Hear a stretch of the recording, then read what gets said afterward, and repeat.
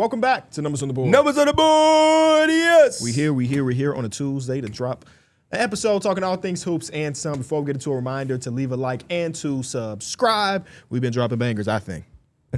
Every day. You do too. Maybe you do too. How we feeling today? Feeling Feeling good, good. man. Me and Mike then kind of matched a little bit with the color scheme. I ain't noticed till Pete said it when we was off camera. Yeah. Two peculiar colors. Y'all kind of match. KB tried to get in there with A some, little bit, a little blue day. Yeah. He ain't had his blue. Well, you know, they always talk about matching. Oh, They be talking about it. they a little off. Yeah, they like, oh. I don't know the last time I texted KB individually. Maybe I'm feeling good. Let's find out. My sinus is acting up. Anybody who watched my YouTube, when I did my 30-day streak, I told them, because I got sick at the end of it, I said, hey, I know myself. I'm going to have something going on when we get around March, around the spring, and we just had some really good weather, and I was outside a bunch. So now my sinus is just acting. I wish I was sick. Well, obviously I'm glad I'm not sick, but at least it would make some sense. But to feel 100% and just have a stuffy nose and be sounding like a jackass is very tough. Mm-hmm. And so I'm here. This is the main show. I got teed up today.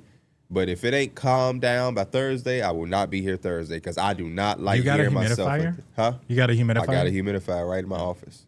Do I use it every day? No. Are you using distilled water? Yes. Okay. I love those droplets that you can put in now. The reason I use yeah. the still water is because I didn't always do that. And my last one wasn't working. Yeah. I got a very high-tech one, though. It blow out colorful water. Ooh, very high tech. It come with a It brush. sounds like something you get for the kids. It come with a brush to clean it. Okay. And it has an app. So I can, Oh, I can speaking turn it of on getting right that, now. But you know what my problem is? I used it once I started to feel my sinus. I should have been using it. It's just like my allergy medicine. Once the season change, I should start dosing up. I take it once I was, achoo, achoo. Oh, let me get my Zyrtec. So I got to be a little bit more precautionary. But what you gonna say? Speaking of appliances, I was talking about that glass air fryer. My girlfriend Yes. ended up getting one. You love it? It's kind of nice. Okay. That shit kind of raw. Okay. You kind of look inside and see how the food is cooking. So You're hungry ass. No, Keep an eye on this one. you know, sometimes you have something in the air fryer that could like explode or like, you know, whatever. No. Or like it's getting too cooked. No. Why not? I listen to directions. You can overcook something. I feel you. But like you could just see it. Explode is Not explode, but it's just like it might start opening up. That's such a Disney Channel. Oh man, I put something in the microwave and it exploded. It's a But mess. it's like you could watch it cook. So if it's like, oh, I should turn it right here, I should turn it. You know what I'm saying? It's just cooler than just not having it. But you know the how much other, it run you? I don't know. She you know bought the it. other side of that, right? For what? Nobody gonna sit there and just watch. No.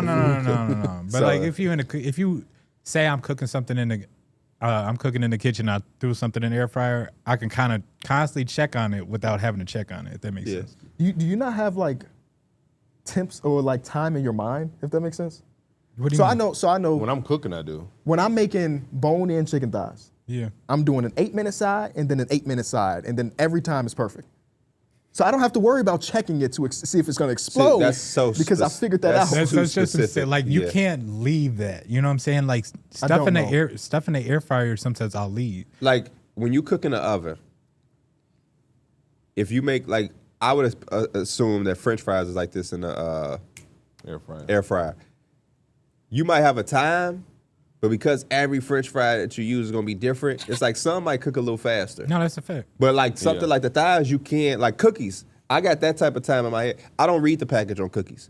If you cook cookies or brownies on what they tell you to, you will burn them.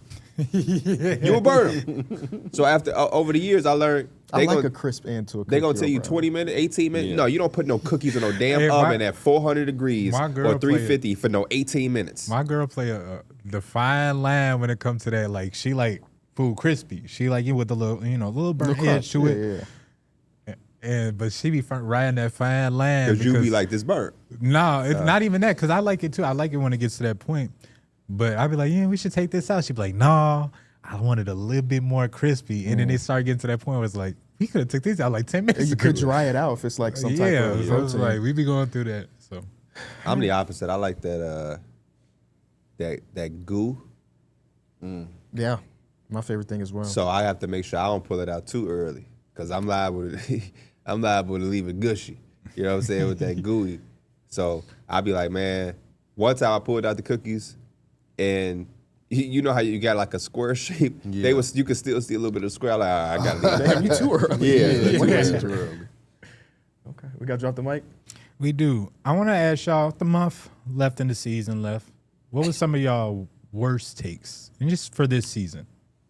I'm sure the people will tell us. Yeah. I can't remember. I don't think I have a single one, Mike. They I just think remember I shoot so 100%. much stuff that I totally like. Shay had the game, and the dude was like, "Y'all gonna talk about that dragon conversation now again?"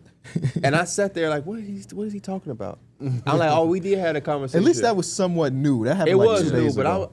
I was so out of my mind that I'm like, "Who was the other guy we was talking about?" I'm like, I went through all the names, and then I was like, "Oh, Luka." But I'm like, something like that was even so recent, like.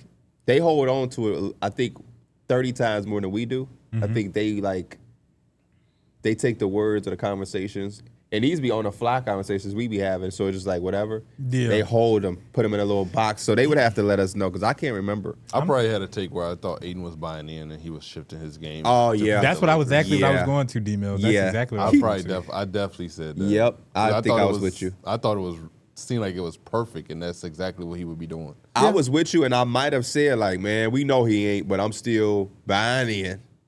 It was hard not to. $8 million for a center that we know is good. Playing You know, next to I don't think Luka and anybody of LeBron. us was like, yeah, they go that championship now. Yeah. But like we thought he'd be way better than what he's performing right now. Oh, the Hawks. Thought the Hawks was going to run away with these. I locked in that Orlando Magic over. So maybe that's one. I locked it. I said there was no world where they don't win 49 games. We all probably thought the Clippers would be significantly better. Yeah. But I don't even know if that's a bad take. I think a bad take is like when you put your neck out for You something. thinking the Mavericks was going to beat the Yeah. Celtics. Oh, I had or that you for- saying Karl Anthony Towns is better than Wemby. Yeah. That's like putting your neck out for something. I said the Yeah. Pacers would be like a top 5 seed still. Yes, yeah, that's pretty bad. I don't remember you saying Yeah, I that. did. I thought they would still be competent. Well, I thought Yeah, Nemhard I was going remember to MIP. that. And I don't think he was too crazy because, again, I thought he was crazy. well, top 5 is wild, but there was like the projections of Nemhard. Obviously, for the most part, the roster was there, but they even started off injured where they were missing Yeah. guys. On the So- flip side, I thought that both them and the Celtics are in the gap years.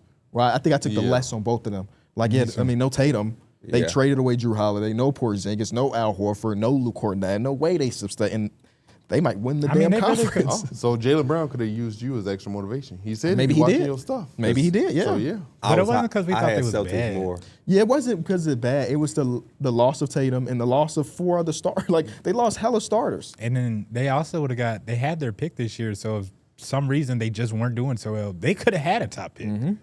Yeah. I'm trying to Somebody think up of here some said other Cam Johnson was better than Michael Porter Jr. Dude on the right. Oh, was it you? Yeah, that was me. Okay. I wasn't saying that, That like didn't I age knew well. it was you. I just, ones. That aged well. I think I might have been in that conversation with you, Darrick, so don't feel alone. I can't remember specifically, but I remember having that conversation. Unfortunately, it is what it is. I feel like I got one more. Y'all let us know, because y'all Yeah, remember. yeah, Yeah, y'all y'all remember all remember. of them. Y'all remember. Which makes sense, right? If you listen to the show and somebody has a take about your favorite team, you're probably gonna remember that. Just take. make sure it's real. You get what I'm saying?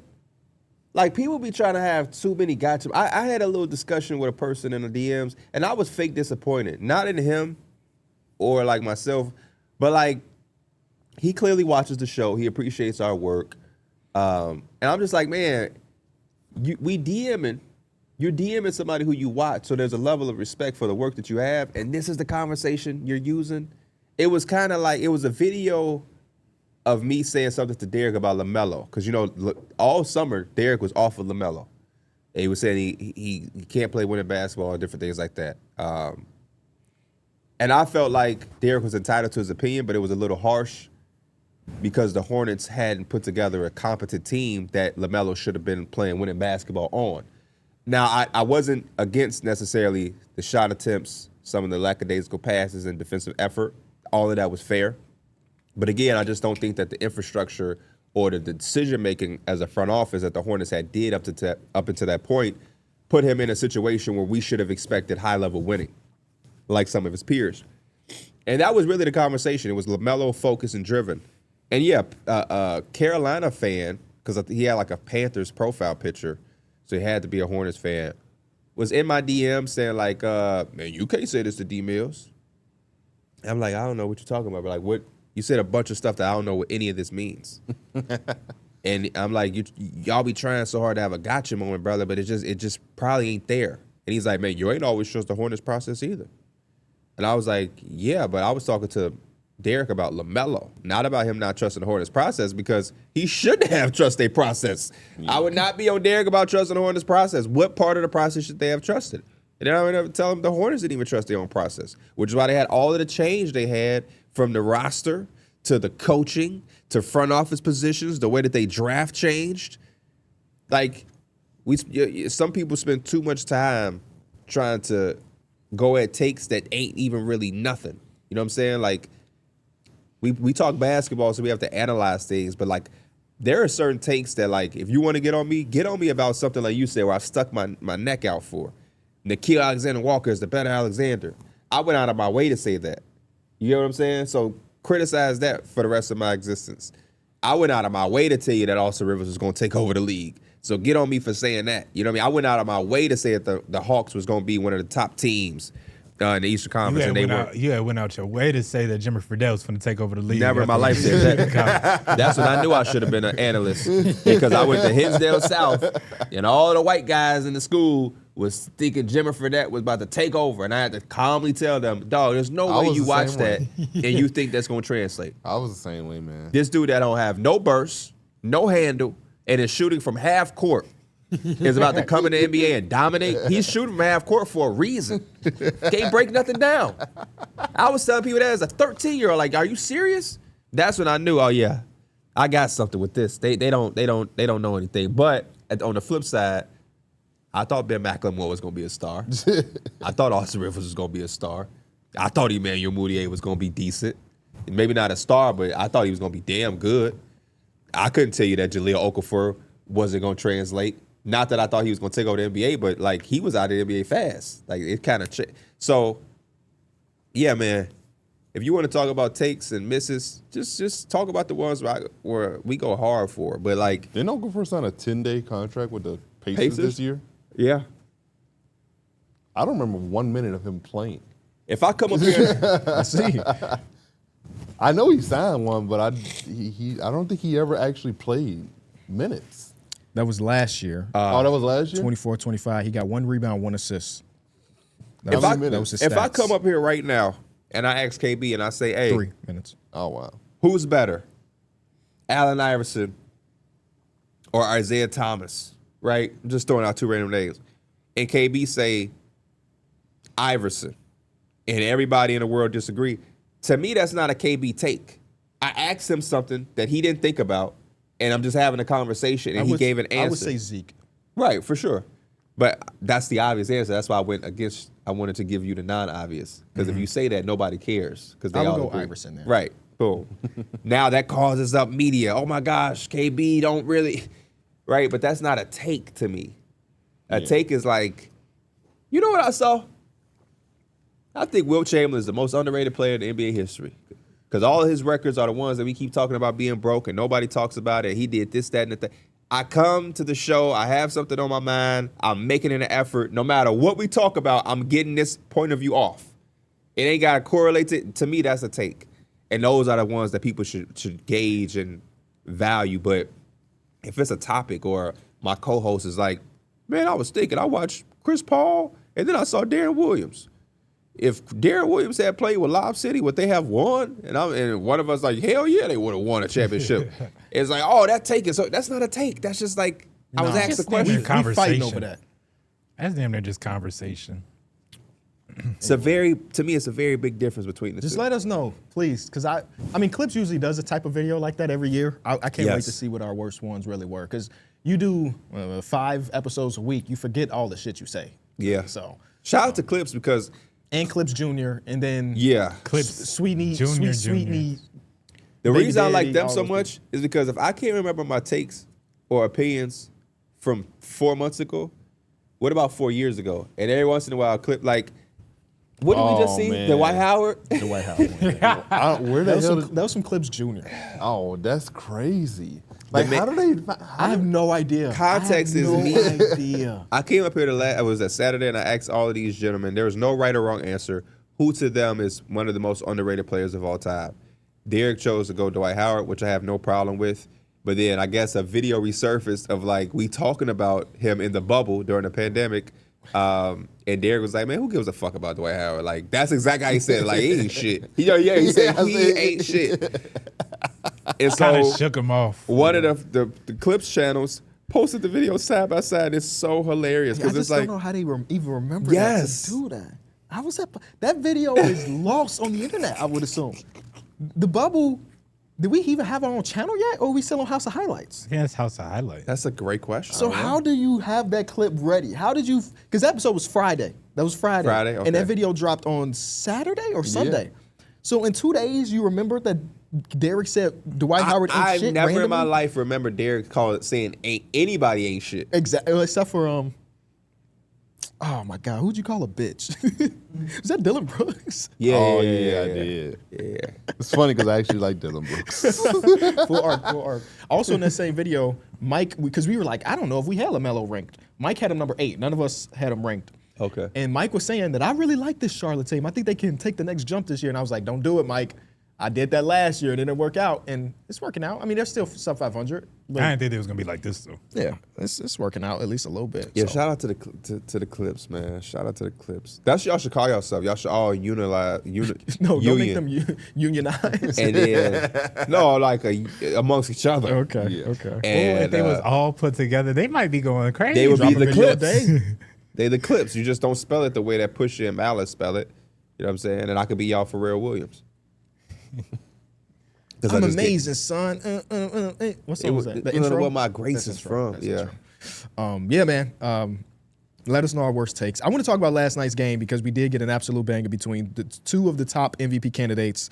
We had OKC win 129-126 versus the Denver Nuggets. Shea final stat line is 35-15-9 with 0 turnovers plus a game-winning shot. And Jokic is 32-14-13 in the loss. Great game, man. Game of the year potential. Like it had everything you could imagine. MVP performances from both guys, game-winning shot, great defense, questionable calls, great crowd, everything. If Hot I had- start from Aaron Gordon, everything. If I had a son like born already, this would be a game that I would show him from Shea, because we know how brilliant he is scoring the basketball. We've been able to witness that for years. But the 15 assists, no turnovers, I think just shows the extra level he's gotten to. And the thing you want most as a basketball player, we're not even talking about NBA, just a basketball player, even if you're just going to LA Fitness to run, you want to simplify the game as simple as possible for yourself and your teammates. And to see a star player attract that much attention and to not force anything and just let the game truly come to him. Hey, if y'all hard hedging, y'all blitzing, y'all send it to, I'm just giving it to the next open man. And his teammates were able to be confident. They got looks. And down the stretch, they were able to convert because I think throughout the course of the game, they got those looks. They had that trust. They had that confidence built into them. And that's the name of the game. You want to score as easy as possible, and you don't want to give the opponent the ball. And he did that for himself and for his teammates, and that was just incredible. Yeah, man, solidified. Another thing, solidified the MVP. You kind of want this as a fan to see the top two guys be able to kind of duke it out for the award. Obviously, there's 18 games or so to go, and Jokic could do a lot. But a lot of us is going to have this memory, and as Shea kind of takes it home. Yeah, it's one of his best games of the season.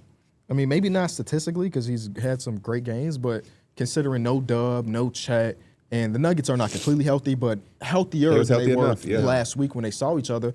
And yeah, man, no mistake. I mean, he had with that one play where he almost turned it over, and then like 3 people got on the floor for the ball, and they retained it. But he was like, no turnovers. This is one of the things that I like on the internet, not here. On the internet, I get labeled as like a Shea Glazer. You are. I just fuck with a player that don't turn the ball over. And But before he was not turning the ball over, you used to. You loved him with the Clippers too. Yeah. I You used to be on his dick. yeah, but then I didn't when he became great. I had to Yeah, fall. I had to fall out of love. It's that tough. It's the When he was a tough- rookie, Yeah, hell yeah, that was fall. one of my favorite players. But I think you should have that should have been more of a reason to glaze him more. No. Because like you Nah. saw how I'm a good he hipster, was. man. Once people get on to the new Exactly. trend, It I'm don't all be- It back. don't be the same level. You do I'm the off. same thing, except opposite. Really. You go, when Wemby hoists that MVP or that Larry O.B., you gonna be all over him. I like Wemby. It's not gonna be long enough. Yeah. But no, I appreciate a superstar player that can have a performance like this when they're down with all the injuries, and he was so efficient, didn't turn the ball over. And like I mentioned on the linear that sometimes, you know, he would have drives and they'll show the replay on, you know, in slow-mo, and you would just see 3 to 4 bodies every single time. How does that guy get guarded like that and see 3 to 4 bodies and still end up with 35 and 15 plus a game-sealing shot that wasn't really game-sealing? Shout out to Jokic for hitting the big shot on the other end. And then an actual game winner. Like, how does it get better than that? I just don't think it does. That's why he is, in my mind, the second best player in the world right now. Well, And damn it, he got in the conversation for being number 1. When I talked to Shay, he told me that first dude is invisible. Not even worried about Christian Brown that ass. Yeah. I'm worried about what Aaron Gordon finna do when I get past Christian Brown because I'm getting past him. He ain't used those names, but that's what he told me. Yeah. That's what he told me. You know what though, P? This a little bit of like a Greatest ISO scorer in the league? side conversation, but Easily, right? Yeah. in the NBA right now? Yeah. Easily. Are you shitting me? I'm asking. Yeah. Yeah, okay. Yeah, there's no Because last time I said something easily for Shay, it wasn't very easy. So I just wanted to Yeah, mention it. yeah, because I mean, that dude, I think, is still right there with He's them. probably number 2. I think I saw on Twitter yesterday, Shea is number 1 in unassisted baskets this season. Makes sense. Luka's number 2, and then Jaylen Brown's number 3. that makes sense. But there's a wide margin between 1 and 2. Real quick though, for that, Luka, I think, is the pick and roll guy. When you 100%. talking about just isolation, Yeah. I'm going with Shea. I like that question. You be asking a lot of the top scorers, just like, what are you kind of looking for? And they always say the back line defender, the second help, like the help defender. I'm gonna try to do, and I got a couple of people that I have in mind, but just scorers who don't do that at all. And it's like it's kind of hard to always just have an eye test for. So don't do what? They look at their first guy, but they don't look at that back line defender or where the help is. So I don't think nobody. I gonna don't think tell you. any good scorer does that. Yeah, nobody gonna answer. Because that. I don't think the good scorers, they always feel like they could beat their man. It's all about the help and where's the help coming from. I feel like, yeah. If you Now, just, if we watch and we say who game looked like they ain't really, I would say Steph. 'cause Did you he have a shoot name threes. in mind? I was gonna say Cat. I don't think Cat be looking at the second. That's why he be running to like a So he bunch got of so many drawn charges. charges. But stuff like he's that. different though. How so? He's a 7-foot big who's being guarded. Once he get past the big, he's past the But most. he's not even being guarded by the big no more, though. You know Well, what I mean? last night he was Oh, I going didn't past watch Brook last night's Lopez. game. I didn't watch Yeah, last he's being guarded by the bigs last night. Okay. And so I think that's a little different because Shea is looking for the help because the help is normally coming from somebody 7-footer. bigger. Yeah. Versus if I'm Cat and I'm being guarded by, because you're right. If they play against the If he's going against the Pistons or whatever, and Exactly. it's just Jalen Duren on the floor, and he's run past him, ain't nobody really there to challenge him. But to KB's point, if he does have Tobias Harris on him, he would be going into Jalen Duren. Yeah, But that's why I say it's that's why bigs I are wanna look at always it a in little these bit more. conversations. They're always kind of in their own little thing. Yeah, Because the way they even have to see the game is even way different. Because Steph, Ant, Shea, 90% of the guards. No, 100% of I got guards. some players in mind that I'm gonna really start looking to see if they kind of look, because I know these guys like Cat can get past his guy no problem. I'm gonna see if Jalen Green does it too. Like, is he really good at looking at the second help defender? And I'm just thinking if about he's scores. good in the at it league. is a different no, if question. he's good at it, because Okay. I would be disappointed if I just thought he's just making every play. I think it starts with being elite at beating that first defender. Like all the other scorers in the league, that like you said, Shea said the first guy's invisible. Yeah. That's the case for Anthony Edwards. It's the case for any great individual scorer where like you don't really have to give a fuck about the dude in front of you. I think 'Cause he that's the just case for laterally any can't 20-point keep up scorer. with you. Jalen Green does not worry about that initial You think so? defender. I don't no. Just how fast he is, hell no. Hell no, he's not worried about that guy. Now, the difference is the processing. I was gonna say yeah. So what's the Yeah, disconnect to yeah. prevent him from being not just a 20-point the skill scorer, but a set great- and the process. Because Luka coming off a screen is skilled, big, and just better. Jalen Green coming off the screen, or I guess even isolation. Yeah, he ain't got as much as Shea. He's also smaller. Yeah. Jalen Green is Jalen not Green's that big. thin frame, Yeah, very he's thin thin frame. frame. I'm just looking at teams and kind of like thinking about how players kind of process as they're going. Like, do I really see it from players? I wonder if Kawhi does it at all. Not saying that it's a bad. I think he really just shoots over people. I think he don't even really. I think he just shoots dead ass over. No, I don't people. think you're giving him enough credit. Do you think he kind of? Same. I don't think you're giving him credit. It's a good conversation. No, I Why love be that working? question. I love that question because scoring 20 points in the NBA is hard as hell, but we have players that are averaging 25 to 30 points, and this is at every given night. And just like Shea, they're seeing every coverage, legit every coverage. So Now, I mean, like, because like yesterday, we was talking about it off camera, but like, Kawhi had a play where he was isolated against OG, and he knew Cat was in help, and so he knew Cat wasn't much of a great help defender, so he just decided that I'm gonna still go right, even though Cat's right there. I don't respect him enough to help, and guess what Cat did? He just reached and he just bullies OG to the basket for an and one, and it's like he definitely processed the fact that Cat was to his right, and I'm gonna go right, and Cat's not gonna help. I'm also learning that, like, we've played basketball a lot, though we've never played in the NBA. And that's why the Drew Hanlon comments kind of rubbed me the wrong way with the mellow shit. Because that's a fraternity. Playing in the NBA is a fraternity. Yeah. They know things that I don't care how, even Drew Hanlon, as close as you are to the game as a trainer, that you ain't in that fraternity. You don't, we can't speak to them dudes on that level. Like, just about that NBA shit is a world. Whether there may be players that we know more than, but it's still the NBA world. that's why I love it when players will be like, "Oh, him? Oh, we respect him a lot more than the NBA media does, Or the fans, the yeah. NBA fans does," because it's just like it's the inside circle. It's only around 400 players that even make it out of like what Thousands. 8 billion people. No, but in the history of the game, I think they said it was 5. Like, Tim Thomas was just talking to, like, Tony Yayo and Uncle Murder, and I think he was saying, like, What the fuck? They had a podcast. Oh, and wow. He used to You rock know with everybody G got a back in the podcast. day. I didn't. That was just when you said that. I'm like, that's the weirdest collection. Bro, of he was people. going to Kenyon Martin. Kenyon Martin is going to reply on Gil's Arena. So I'm just So preparing much- y'all. We need some basketball beef. Who should we be for? The deep three. Yeah, Isaac. We live in the same city. Exactly. That's why I said that. We can go see them. Bro, they was talking about we need to do a basketball contest against them. Who said that? I don't think anybody on that panel plays Who basketball. said that? People on my, I ain't even gonna name names. Just people on my stream. They said, No, I'm just making sure it's the people on your stream and not the deep three. no. 'Cause I I'd think say- they know. Okay. They already know. Okay. But I told y'all when I got here, I watched yesterday about 4 hours of pick and roll play from numerous players.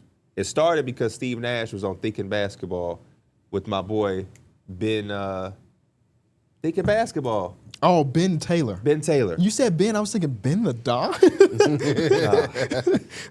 You crazy. And Steve Nash was going through the pick and rolls, saying a lot of stuff that we all know. But then every once in a while he would say some shit. I'm like, only a point guard who played in the NBA would say that. They like, man, yeah, see right here, I'm looking at their feet. Once his feet is in between the Amari Stoudemire right there, I know he's a completely screen. And it makes all the sense in the world, but I know when I play basketball, I ain't never been like, man, I know when his feet in between hit, I'm just like, it's like 15 minutes of him saying stuff that I know. But then there's this like 4 minutes of just different things that he's talking about that is just like, that's why they in their own fraternity and world. He was talking about gap defense. He like, I don't understand why we guard at the gap at the nail. I'm going there anyway because he had a play where he put it over Josh Howard. He like, I would tell them, and when I coached Brooklyn, you could be up way higher. Oh, when he coached Brooklyn, damn. He said, just come up way higher. I used to tell Kevin Durant and them, the person at the nail, don't worry about them, man. They should come all, and I can't show you because I don't have the video, but like when he said it, it made sense. And I'm just like, You kind of make me want to watch this. you should. It's 23 minutes of pick and roll play, and it's going to open up your mind. And so I went from there to I went to 30 minutes of Luka Doncic pick and roll play. A lot of it was with the Mavericks. Then I would love to hear Luka give breakdowns of his pick. He don't need to. Yeah, He don't need to. Hey, I wouldn't even want to hear. He that, don't bro. need to. He is in a world of his own. When I went, and now granted, Steve Nash also said like, yeah, I come in an era where point guards wasn't taught to shoot 20 times. Fair. Yeah. When I watched Luka and his pick and roll, levels, because they showed Lakers clips, Mavericks clips, and Slovenia. yes, he's doing this shit with no names.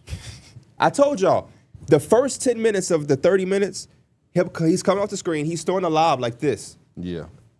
And the Dwight Powell is coming down the lane like, ha! Bro, him and Jokic are like they're in a world of their own with passing the ball. If I showed somebody who's never watched basketball that of Luka Doncic, they would think the white power was Shaquille O'Neal. The way he was coming down the lane, there was a play with Josh Green. I'm like, damn, Josh Green for this at the screen? Braun. He looked like Braun on the lob. There's a play where Luka is coming off the screen. He looks at the corner so that the weak side, the strong side help is committing back to the corner because he's looking like he's going to throw the Dorian Finney-Smith. Then and the white power just, I'm like, bro. Then it was one where they guarded it well, and guess what? Luka did a step back at the logo and made it. And I'm like, even when you guard it well, it's just like. I think my favorite pass that he does is off the pick and roll is when he's kind of reading the help defense, and they're kind of like, they're trying to drop down on the big, but they don't want to leave the corner open. And he just looks at the corner, and he puts on a big-ass smile on his face, too, because he know he finna throw this lob. And he just no-looks the lob, and, like, Jackson Hayes will throw that thing down. It's like, bro, he can just almost make any pass he wants, and a lot of that is just because IQ, skill, but his size gives him so much advantage on the court. It's like a lot of playmakers that can make these passes, they just simply can't because they can't go over the defenses or, have the length to. Something you appreciate, because I know you don't like jump passes. Stephen Ash absolutely hate jump passes. He said, hey, we wasn't taught that. I do it. Difference is I don't jump to find a pass. I jump to make a pass. That really is a difference. Because so like Halliburton is a jump passer. Yeah. He already knows where he's throwing it. It's rare that Halliburton is in the air like, what should I do now? Yeah. It's usually... Because Steve Nash is 6'3". Yeah, so he he's has like, to jump a little bit. I have it, but I know where I'm going with the pass. Yeah, basketball is such a read and react type of thing, though. I feel like anytime players have those breakdowns or where they're really trying to analyze the play, sometimes they be softening it up a lot. It's like when you're running a pick and roll, you kind of just read and react. That's it. Yeah. They be like, break down how you kind of made this play at the end of the game. It's like he didn't really think about what he was like. That's why I like the Steve Nash thing, because it's a simply pick and roll. But he didn't make it seem like it was some unthinkable.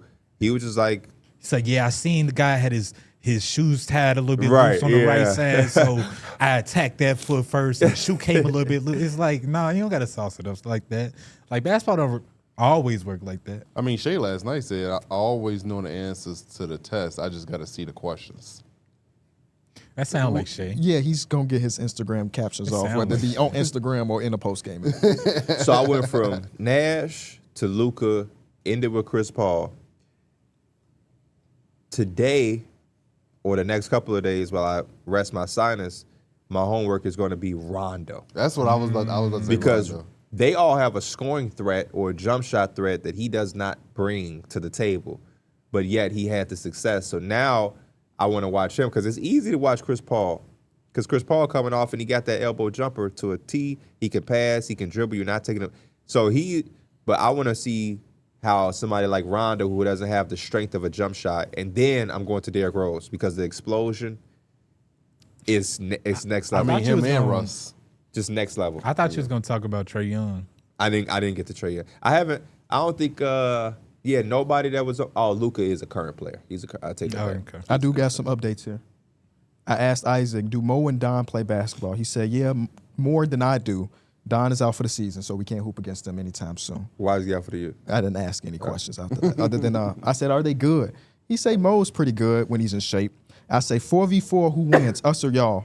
He said, including Bezos, because I did include Bezos to be there for it. He's on the team, right? He's on the team now. He said, fuck, y'all winning for sure, laughing emoji. So you do got the self-awareness to know. Yeah. I don't like that he said including Bezos. Why you say that? It don't matter. Well, that's their fourth, so. Wait, it is only 3 of them. Yeah. Because he'll be guarding Darrick probably. And Damn. I don't know if he want any part of D-Mills. Damn. Yeah, I mean, somebody got to guard D-Mills, right? He damn sure ain't going to be Isaac on him. Nah, Big Bezos. Isaac gonna try to Ooh, guard Isaac him. might guard you. Ooh, Yeah. no, we giving you the ball. We giving you the ball, KB. Isaac gonna lock him in. Isaac is gonna be trying to He crack said, jokes. if you help off me and make me shoot a corner 3, I'm going to get put in the this who y'all let talk hoops tweet. I could definitely see Isaac hooping in some running shoes, too. like Sam. Some human maids, like some Pharrell's. Can we talk about the Nuggets? Shout out OKC. OKC was out without Chat, without Dub, without Caruso. and just won a huge game in my opinion, all things considered. What he say? Now I got an attack, a non-existent closeout like Vando. Yeah, okay. He's a Laker fan, so he know all about that. In the 17 games since Jokic has been back, they are 7-10. And in those losses, it includes, some real like losing to OKC twice. There's nothing to be sad about, even if OKC was completely healthy in that last one. Losing to the Knicks, I mean, you lost by 40. That was a bad loss, bro. You lost by 40. The idea of losing to the Knicks is not bad. It's the way you lost to the Knicks. They lost to Minnesota. It's not you know what I'm saying? Minnesota's a good ball club. They lost to the Warriors. Not the greatest one. Warriors been playing good basketball. But it's still. It is a Warriors. Yeah, they're supposed to win that. How this is concerned are y'all? I am getting there concerned at this point. Just because it hasn't been looking at as good as we thought it was. When Jokic was out and they were able to kind of pull off some of these wins, we always felt like the idea of Jokic coming back, this team's just going to be like, easily they could look like the best team out west. Mm-hmm. It just hasn't been that. And Jokic is slowly starting to he's starting to come back too. I think over his last 2 to 3 games, I know we talk about his like just being in shape and having that touch. He's starting to get back to his old self. I'm not looking at Jamal Murray and if that ankle injury is kind of can linger or anything like that. I'm looking at Aaron Gordon if he could be healthy. I'm looking at the surrounding pieces more than I'm looking at Jokic now. Yeah, a very tough team to completely count out. And I know Scalabrine is off. If anybody value what Scalabrine is thinking of the Nuggets. Scalabrine be everywhere now. That man works. He be everywhere. He does. And I like it because I don't like Scalabrine just being a Celtic guy. It make me not like him. So I like to see him not talking just Celtics. So shout out to Scal. It's hard to be completely off of them, but I can see some of the issues. To me, they don't have a legitimate X factor or a reliable one. They just don't. Aaron Gordon at this point is not an X factor. He is needed. Yeah. They can't. All of the product that used to be one of the best things is like him and Michael Porter Jr. could be X factors. Yeah, like the swing vote. Yeah, no, he is needed. Yeah. He cannot not be the great Aaron Gordon that we saw. Cam Johnson, I'm rooting for him, man. I really am. I think Cam Johnson, from what I know and what I've seen, is a really good dude. I love his basketball insightfulness. I love his game. You know what I mean? When he's making shots, it just has translated when it's need to for the Nuggets. And I've felt like this, I think, the first month. And then they started, picking things up and the percentages got up. And so it wasn't a thing. But now it's like when I do watch these big games for the Nuggets, he don't be what I need. I need him to do what he kind of did in the second half. I know I'm not even talking about jump shots because he's just been struggling. But he had missed one wide open. And they basically are just leaving him. And at this point, it might just be kind of like a mental thing. There's just like absolutely. When you were shooting, you can left wide open. Absolutely. It's definitely there was a time where he got the rebound and he just went coast to coast. He went all the way, and Shea ended up fouling me. Got to the line. I need to see that where it's just I'm gonna leave an impact on this game. I don't care if I miss 2 to 3 threes. I have to do something because him just looking there and sitting out there all sorry. That's a dangerous thing, though, Mike. He's got to start he had injecting a shot himself. in the Knicks game where he was so open that he took a second, he dribbled, and then it felt like he just was overthinking it, and he didn't airball, but he missed pretty bad. And on the broadcast, they were like, "Yeah, we got to get him out of his own head," because we all know you can shoot. I mean, even the percentages this season, even though we're talking about it being down, he can still shoot. Johnson we talk but about. he is definitely in his head, and obviously he's got the ankle thing that's bothering him too. But like you mentioned, he is super important, and you saw yesterday when he got benched for the start of the second half for Tim Hardaway Jr., who had ended up with 8 I think points. Christian Brown is kind of in the same boat, and I think Christian Brown brings a little bit more, especially defensively. Mm-hmm. But he was left wide open and he airballed. They're paying him too much money for that. He airballed it. So. I did a most disappointed players of the season episode of Small Ball, and the number one comment I got was, Kenny, how the hell did you leave off Christian Brown? Because he didn't make my top 10. Because he missed time, I'm guessing. I just didn't really think about it. Because he has only played 29 games this season. Yeah. He's had moments where it's like, yeah, I can see, but I think that it's really the money.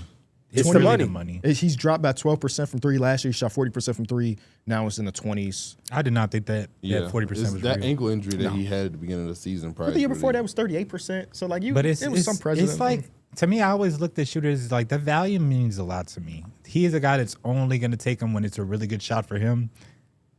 It's going to be different when they're giving you that shot and it's not the shot. That's not your strong Is it suit. the haircut? The haircut did throw him off too. The haircut is, I've never been a fan of that haircut. Remind me like he finna work a 9 to 5 as a cop. Show your hands. I just wish they had a more reliable X factor. Maybe it's Peyton Watson. I don't know. It could. I think it could be. He could have got that. Peyton Watson usually get that block to seal Oh the games. hell yeah, he would have. You know, I'm that's not one saying he thing would have do stopped do. Shea, but I'd much rather have him guard him. Oh, I mean, for sure. Brown is making 21 that because he's still on that 4.9 from his rookie scale deal right now. Next year's when the extension start, 21, 23, 25, 26, then 28. It's a long contract right there. And it doesn't make it impossible to bring back Peyton Watson, but it makes it really difficult to bring back Peyton Watson. Yeah. I wonder what's going to be their avenue, especially if Peyton Watson outshines Christian Brown. Let's Brown. say come postseason, then they really have to make a decision on how do we bring him back. You can't because how are you going to trade Brown? Could they? Yeah. You have to make some type of move, and it's going to be hard to trade. And you have to probably attach an asset like a first-round pick in order to get off Christian Brown. Yeah. If Peyton Watson plays that good in the playoffs, they'll probably do something like that if they can, if it's enough. Kings want Christian Brown. No, they don't. They got Nick Clifford that they rather develop at a lower premium. Nick Clifford could play 1 through 4. He'll be all He's right. not playing one. He can not play playing 2 one. through 4. He'll be all right. They the other thing too is like to the Cam Johnson thing when you was like make an imprint. The toughest thing about that is like when I heard MPJ talk about it a little bit, because you play with Jokic and Jamal Murray. The shot Jokic going to generate, you can't really get off script because you're going to look like a jackass. Yeah. You take that shot, and every shot you take that's off script that you miss is a possession where you could have just gave it to Jokic and y'all would have got 2 points. So Cam Johnson also can't get in his head too much where it's like, I'm going to make an imprint on this game because now he going off script, and it's like, dog, I think get that's what your ass. I think that's what made Russell Westbrook so special. But to that same point, there was plays we saw with the Nuggets like, Russ, what are you doing? Absolutely. Because it's like, you don't have to I do think that. that's just what comes with Russell Westbrook. Yeah, but with the Nuggets, Sometimes it's worth it. Sometimes it's not. Yeah. With Brody. I think it worked with Russell when he was willing to shoot the ball. Like Marcus Smart did. I forget who y'all played. Marcus Smart missed the last 2 threes. That was Who was He that? missed it, but I applauded him because it was took Denver. him. he was ready and he was Denver. Wasn't it Denver? I think it was Denver. Yeah, I'm pretty sure it was. I believe so. It was He Denver. took the It was shots. Denver. Yeah. And even after the first miss, he was ready for the next one. Y'all got a lot of guys that's going to be like that. Russ was like that with the Nuggets. It was like, hey, If he in that And corner, like Russ also that did the thing corner that he shoot said, 40%. like Cam Johnson, he would get the rebound and just push the ball.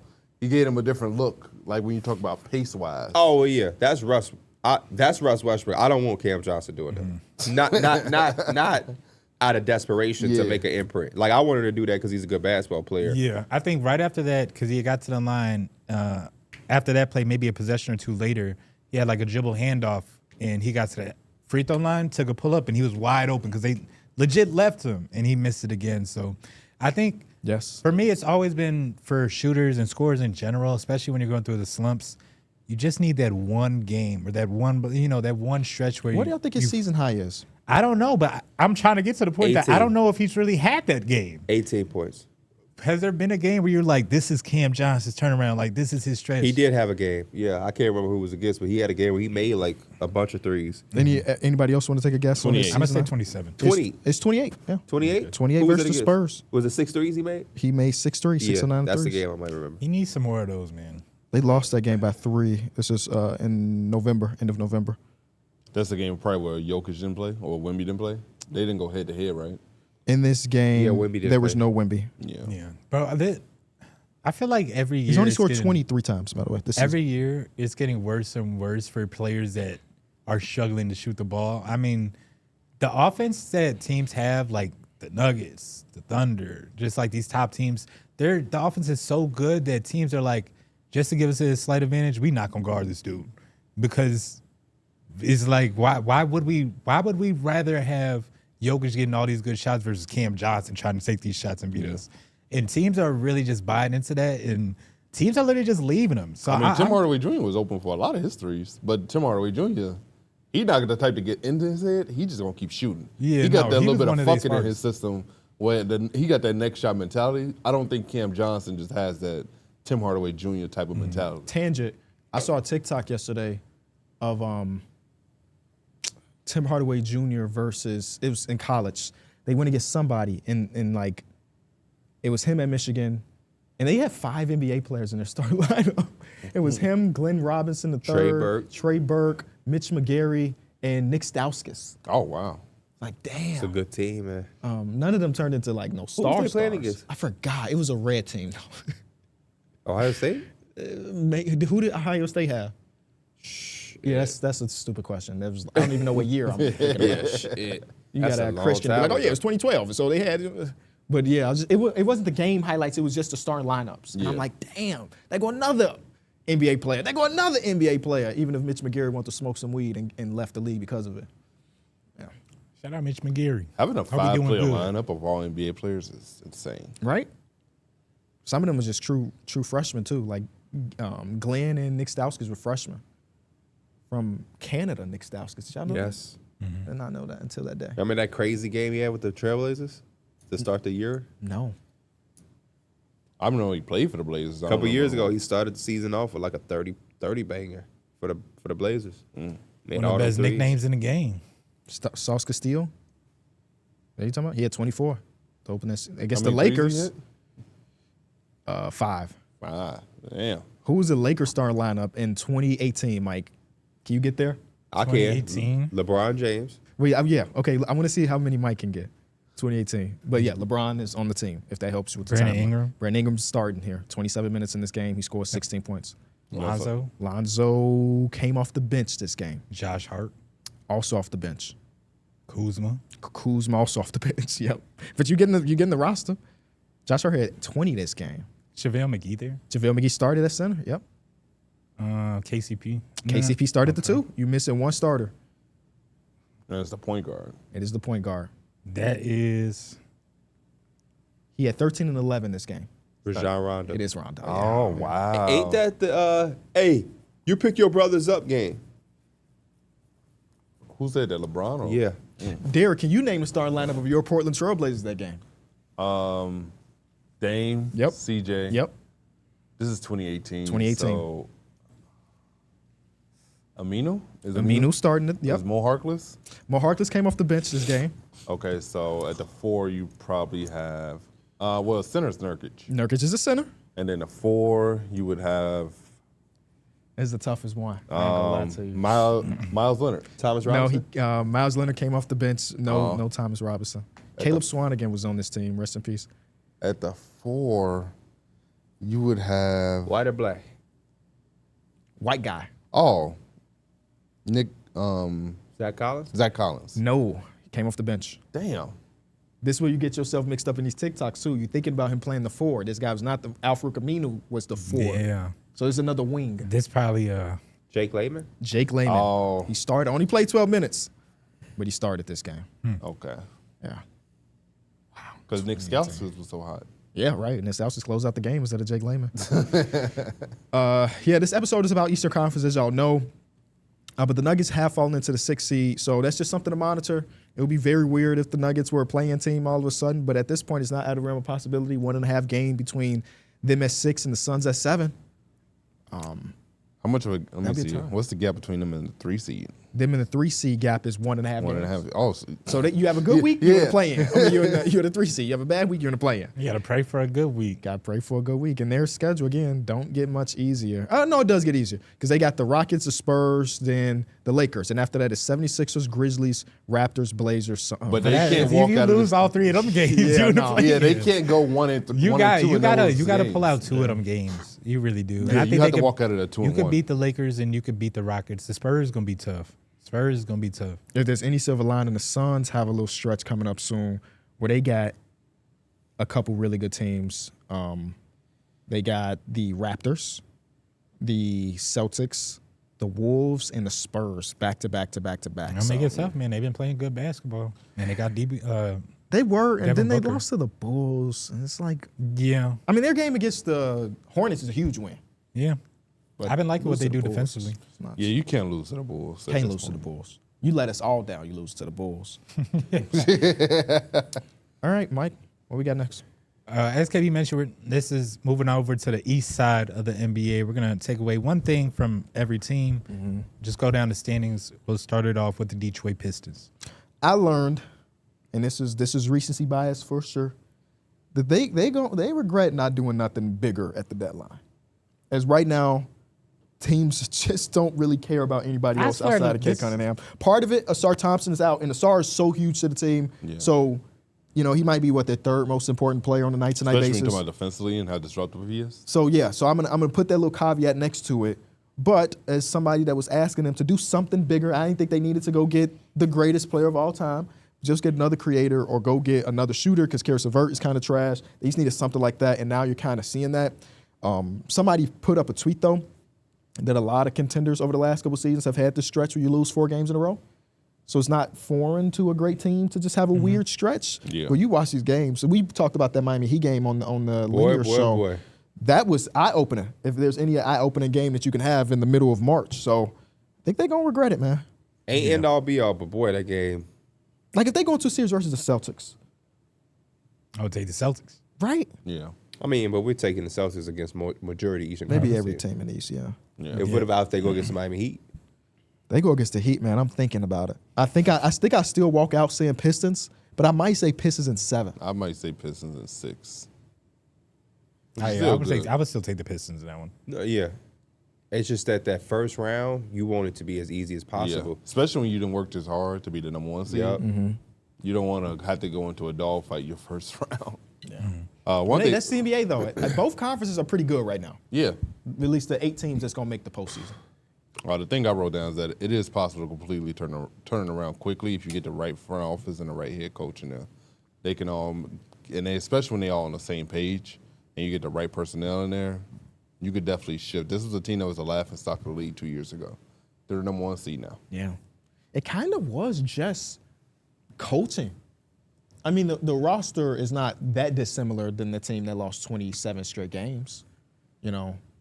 Yeah, some growth though. They were really young. Yeah. Some individual development, but Yeah. really, JB came in and just changed the culture Yeah. of a team that had a coach that literally told the world he was retiring, and then a week later it's like, actually, that money too crazy. So I'm gonna Well, go and last say, year yeah. they did a good job of getting Kate shooting with Tim Hardaway Jr., Malik Beasley, Tobias Harris was there then. So then they kind of did a good job of just shaping that whole roster differently. And they said, fuck that, we're gonna get rid of all the shooting. Yeah, that was the thing that I've learned the most is just the importance of, it's going to sound crazy, but the importance of specialists.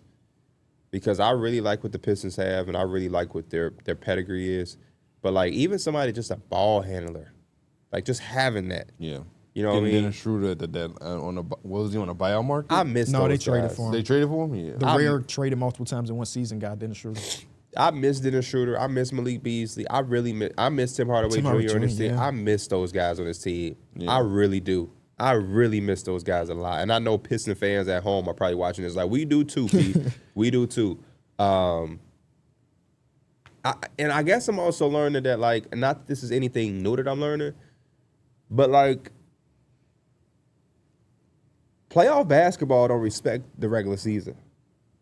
The Pistons can be the number 1 seed, but if we keep seeing these different things and we feel like certain flaws can be exploited by a veteran team or a well-coached team, being the number 1 seed don't mean nothing, right?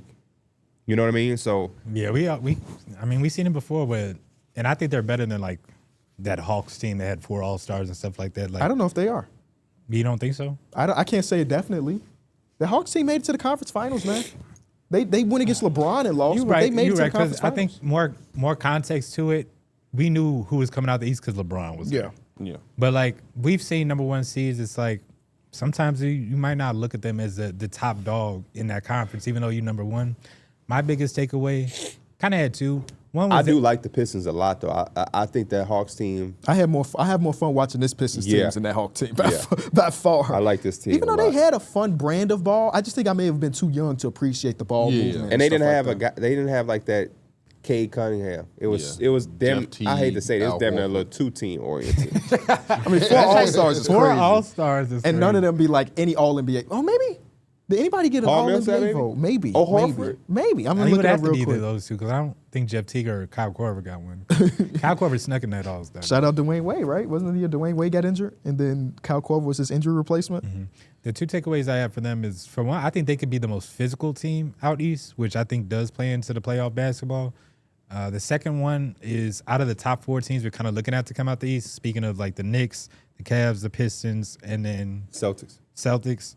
I think Cade's got to work the hardest out of all the superstars. I mean, Jalen Brunson, I know he's going through a little bit, some just struggling right now. Yep. But like he does have Cat. OG has just had like For 40 sure. points the other game. For sure. I think Cade probably has to work the hardest between everybody. Yep, I would agree. That was the thing about the Miami game. Just one game, but seeing how Miami was able to throw so many fresh bodies on them. They were picking them up full court between Tommy Jaquez, Drew Smith, Davion Mitchell, and he was killing them. Yeah. But the degree of difficulty on a possession by possession, it's too much to put on his plate to lead you to a win. And that's why I even brought the Heat up in like a potential series, because the Pistons are a better team, but like in a 7-game series with a tier 1 coach like Spoelstra and a team like Miami who can zone you up, they're going to really make you show. Like Javonte Green, they was like, let him shoot. We want to see some threes from Javonte Green. They ain't going. It's not gonna be no better with Ron Holland and Asar Thompson. They's gonna. I told y'all you off could live. camera, that was a play when Cade got downhill and he ran into nothing but Miami Heat players because Beef Stew is in the post, trying to be physical in the post for rebounding position, and Ron Holland was cutting while Cade is driving, and then Javonte Green is on the opposite side. And it's just like the Miami Heat are sharks with blood in the water when they see that. And so, you know, I do look at some of those things. Though I like the Pistons. I love everything about them. I love their journey. I love the way that they turned it around. And I think they are a team that is prime for playoff basketball because of the physicality, because they have that gritty swagger attitude. I do love me some Cade Cunningham and Jalen Duren. But a game like that did make me like pause for a second and be like, damn, like I hope the Miami Heat ain't in the play-in because I don't want the Pistons to have to go through that in the first round. Yeah. But at the same time, shit, I don't want the Knicks to either. So Miami Better getting be the play-in. Paul Millsap and Al Horford both got All-NBA votes. Wow, I did not remember that. Oh, don't worry, because Jeff Teague also got All-NBA votes. Oh, they just got They votes. vote. Oh, and don't Votes. worry, Kyle Korver also got votes. Okay. Votes. Plural. Yeah. Oh, okay. They're just not on the team. They just didn't make the team. They were actually pretty far down the list. That'd be the But Pau funniest Gasol thing. did. You go on you're a player and be like MVP 19. He was 19th in MVP vote. Yeah. But All if it I takes was is one if vote, I was man. that player, I would show my kid. Like, look, you're Darrick. Who? Klay Thompson has that on his resume. I was 19th in MVP He was, voting. he was 10th in MVP voting that year. Yeah, put some respect on his name. 10th in MVP voters. He got one vote. Him, Tim Duncan, and Kawhi all got one vote. I mean, it's always gonna be that one person that do that. And what year is this? 2014, 15. So first year of Pau Gasol with the Bulls.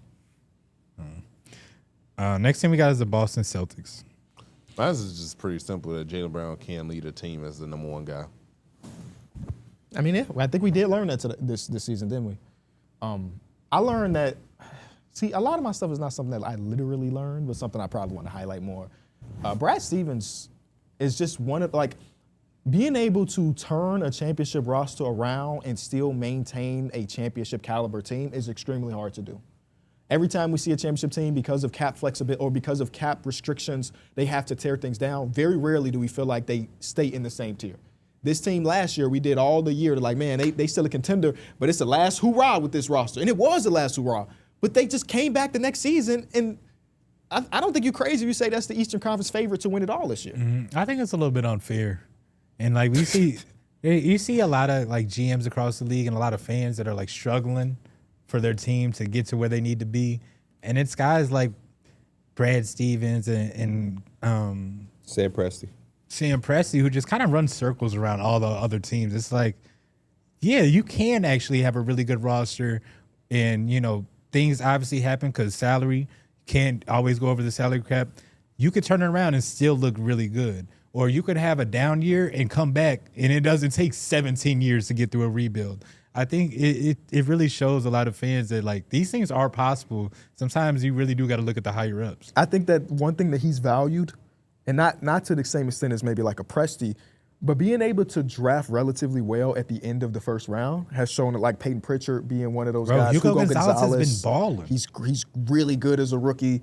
Baylor Scheinman was he first round? He might have been in the first round or maybe early second round. I think he was second round. But all of those guys are people that they've just drafted and helped develop to Jordan Walsh. Like, just all of those things matter.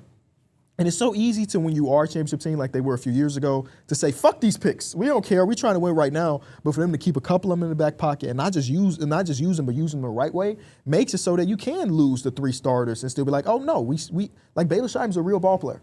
Yeah. Hugo Gonzalez is a rookie. Is like one of the best on-off swings in all of basketball. The amount of times I listen to Brian Scalabrine talk about Hugo Gonzalez crashing the glass from the corner, I feel like I've heard it 1,000 times this season alone. But he does it every single time he's out there. So shout out Brad Stevens and shout out to the Celtics. Hauser. Shout out to Sam Hauser, another one of the good ones. Yeah. And then Amaz Cater, who wasn't their draft pick, was a second-team guy. He might have got to a starter. The last out of some of those players too, like Al Horford.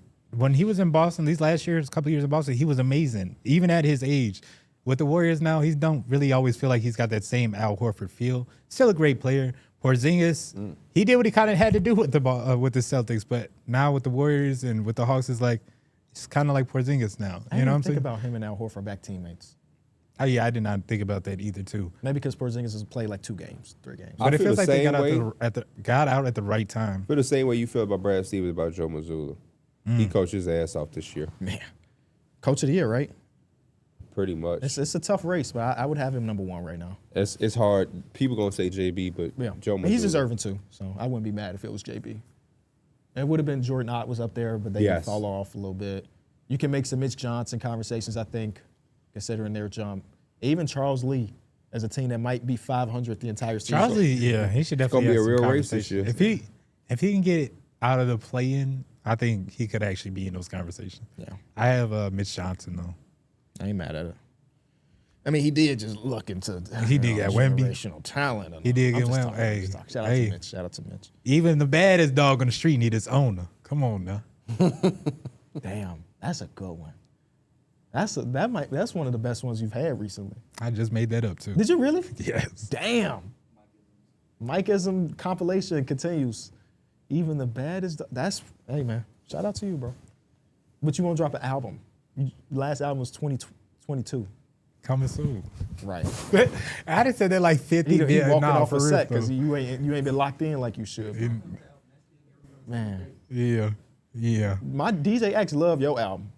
I'd be like, come on, bro. I'm fucking I wish tired DJ X would play my album for D Mill. Right.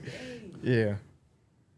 What about me? You know, Pick and Choose is my song. Oh, You put it together. Yeah, I put it together, but You know, P on that song. How have you not had one listen through of your bro's project? I did. I just don't remember the name of the songs. I remember like this is like a year after that shit dropped. He's like, Kyrie, kind of a decent song. I don't even remember how Kyrie. Yes, I do. Across the mouth, Kyrie. Okay, yeah. They said I need to make a Kyrie part 2. Oh no! Don't make a Kyrie part 2. Like a remix? No, you're gonna start a series similar to like 4 minutes. 4 minutes in hell. Yeah. I'll be 4 minutes of hell like twice a week. When? He tried to make a joke. All right. Knowing damn well he don't got 4 minutes to him. I overshot it a little bit. Overshot. He a lemonade maker. Minute Maid. So? Yeah, shit. You married? Hell no. Is that all for the Celtics? You got to Ask Mike. He the one on this top your of the segment. yeah. Oh, my fault. I had some stuff for the Celtics. It was just that Jason Tatum, I don't think he has to rush to be Jason Tatum. As soon as he, 5 games in, he needs to be averaging 25 points. The way this Celtics have been playing, I would like for him to honestly just ease into it. He's going to get to the point where he's got his, heroic moments and everything like that. but I don't think he's at a point where he needs to force himself into it and kind of like he could take his time with this. You still have a month of the season left. Get your legs underneath you, and I don't want to mess up the rhythm of what Boston has kind of already been doing. You've seen times where players come back and it's just like, let's just get him so acclimated that we forget why the hell we're in here in the first place. Mm-hmm. Yeah, I mean, he's only playing 27 minutes a game, so they kind of trying to keep him easy. I think 27 minutes is seems like a nice amount. Next thing we got is the New York Knicks. You know what I learned? That I haven't learned a fucking thing about the Knicks this season. You know what's funny? My thing is, it says nothing about the coaching changes made this team feel different. It's just like I thought about that. They're so of all of the contenders, the teams that I think can win the championship, they're the one I know the least about, if that makes any sense. Because they're always changing the rotations. Because one night Karl Anthony Towns looked like an All-NBA player, and the next night he put up 12 and a bunch of rebounds, but just 12. Where Mikal Bridges can have a game, he shoots 0 for 9, and he's like, oh, but last year in the playoffs, he damn near was the best player, like out of four y'all games. And then Jalen Brunson is like, had weeks of struggling. So I don't know. Even last year, you don't have much of. Yeah, because they couldn't beat good teams, and they got to the postseason, they beat good teams. For the Knicks, I had just put that I don't know who I can trust as their. I don't know who's their second guy who I can be there consistently. Again, we talk about Cat's ups and downs, and you would hope that he obviously has the talent and the skill level to be there. It's always comes playoff times, and he has his games, but there's times where he's just in foul trouble. Picked up 2 offensive fouls here, pick up an early foul here. OG, he just had a game where he had 40, and then the next game he just shot like 1 for 9, 0 for 9. Mikal Bridges, we can always just keep going down the list about like how sometimes the players are inconsistent. I do trust Jalen Brunson most, even though he's struggling. I think players just go through that. I think the teams are throwing everything they can at Jalen Brunson right now too. So one game, I think the playoffs come, I'm not worried about it at all. I'm pretty sure Jalen Brunson will do what he do. But the other guys, I don't know at this point. Yeah. Next team would be Cleveland. D-Bill said I'll move on. But yeah, Cleveland's next team. I agree with everything y'all said, man. Mine's that everyone is on the same page with the 2-year window. The fact that from the front office, the coaching staff, from Donovan Mitchell, James Harden, everybody understands that we have a 2-year window and we're trying to capitalize right now. I learned that Jalen Tyson's a real player. You thought he was a fake player? You saw flashes of it last season, but now it's actualized. So like he doesn't miss shots. No, he's nice. Yeah, And Jalen then he Tyson's- plays like the hardest of anybody else on the court. And then he guards the other team's best player too, and It's such a luxury to have that type of player on a rookie scale deal, especially for a team that's trying to compete. He's got a good shot for him. Like it's a pretty shot for him. yeah, You know who reminds me? Never mind. Who was his you about free, to say? his Jay free agency Will. market gonna be so nice, man. Like, Who? Jalen Tyson. Oh, he got years before that, brother. in the second year. He only got like 2 more years before he I even know. come close to free agency. I'm just saying, when he is a free agent, he's gonna have some options. Maybe he never becomes a free agent. Oh, when is that's that true. gonna happen? In 2 years. No, he's gonna be restricted, so that's not even really free agency. He may not even get restricted. They might just Yeah. extend him. yeah, they could. But he Try to got get him on to the deal, keep honestly. going before we start talking about the free agency market in 2 years from now. Yeah, for the Cavs, and this is something I've just been kind of reiterating, but this is the first time that, like, this is one of the few playoff years where James Harden isn't looked at to be a guy that's like, hey, we need 25 to 30 points a night. I think you kind of look at the other guys and the scores around him. All he has to really do is set them up and put them in the right spots to succeed. He can get his 15 a game or whatever, but it's really about having the role players and the bigs of the Cavs kind of lean on James Harden, and it's vice versa. James Harden don't got to score all these 25 points, but James Harden's going to put the other guys in the right place to do what they need to do on a game-by-game basis. I can't have Evan Mobley have 20 points this game. He got 4 points the next game. I can't. It's like I need them all to be on a consistent level. James Harden can do that for you. Yesterday, he came out in that third quarter and put the game away. Came out here like 3 or 4 threes and just kind of iced everything. Emo? Or are you talking about James? James Harden. Oh, okay. Yeah. That was a game that got 0 seconds. That was for the me. game against the 76. 76ers. I saw that starting lineup. I was like, Maxey. I'm good. Yeah, no Maxey. Putting no Embiid, grabs no in Paul there. George. I learned that Kenny Atkinson think that Darrick White is a top 5 player. Yeah. And you know what? You're not wrong. He's entitled to his opinion. Yeah, of course he is. Who am I to tell a great coach that he's wrong What about is his basketball? contract, though? Maybe he's trying to do some early recruiting. Maybe that's what y'all was missing. Who are they taking out? I'm sure they would take a lot of people for the top 5 player, apparently. I would love to hear what his list actually is. His top 5 players. Yeah. Does it go like Jokic, Shea, Wemby, but Donovan Mitchell? But And now I was him? gonna say You're it'd be weird if he doesn't have Donovan Mitchell. Right, he has to have. That's why I put him in there. He has to You have his have own. to have You him. trying to tell me you think that Darrick White is better than your actual best player? Would you would trade Donovan Mitchell for Darrick White right now? Kenny That's Atkinson? exactly what that means. Because I don't think he got Donovan Mitchell in his top 5. Hell no, man. Because if he didn't, then you would have to ask him, would you trade? You Darrick know, White? coaches. Oh no, they don't. I was thinking coaches vote. I was like, his All NBA ballot should have That Darrick would be White unfair. first team. Yeah, that would be Yeah. unfair. But you don't Coaches do that. can't vote. Yeah, you don't do that. Unless coaches They could vote for All Star. Actually, no, you can't even have coaches vote at all because then some of them have relationships with players that were previously on their team, or like they may just know. You think them. that's dissimilar than the media? The motherfucker put Sabonis on all defensive team last season because he got a relationship with Sabonis. Yeah, that's. Yeah. Jalen Johnson would definitely be getting the. I mean, he might make it for show this year for real though. So. Next thing we got is the Toronto Raptors. Man. What I learned from the Raptors is that they're a prime example of value in being good. You know, I think that we always look at NBA teams in black and white, contender versus non-contender. They've showcased throughout majority of their history, by the way, that there's value in being good because you never know what could be their swing to become great. Yeah. And then you win a 2019 NBA championship because of it. Now, I don't know if there's a Kawhi Leonard trade walking through that door in the next year or two, but there is value to being consistently good, even if that good means that we only beat bad teams, and the moment we go against a good team, they spank our ass. Kawhi will be available again this summer. It could be. Yeah, no, you're absolutely right. No, that's actually not too far. What I had is they could be that team that is maybe just one move away, maybe not from a championship, but I think there's like a clear cut.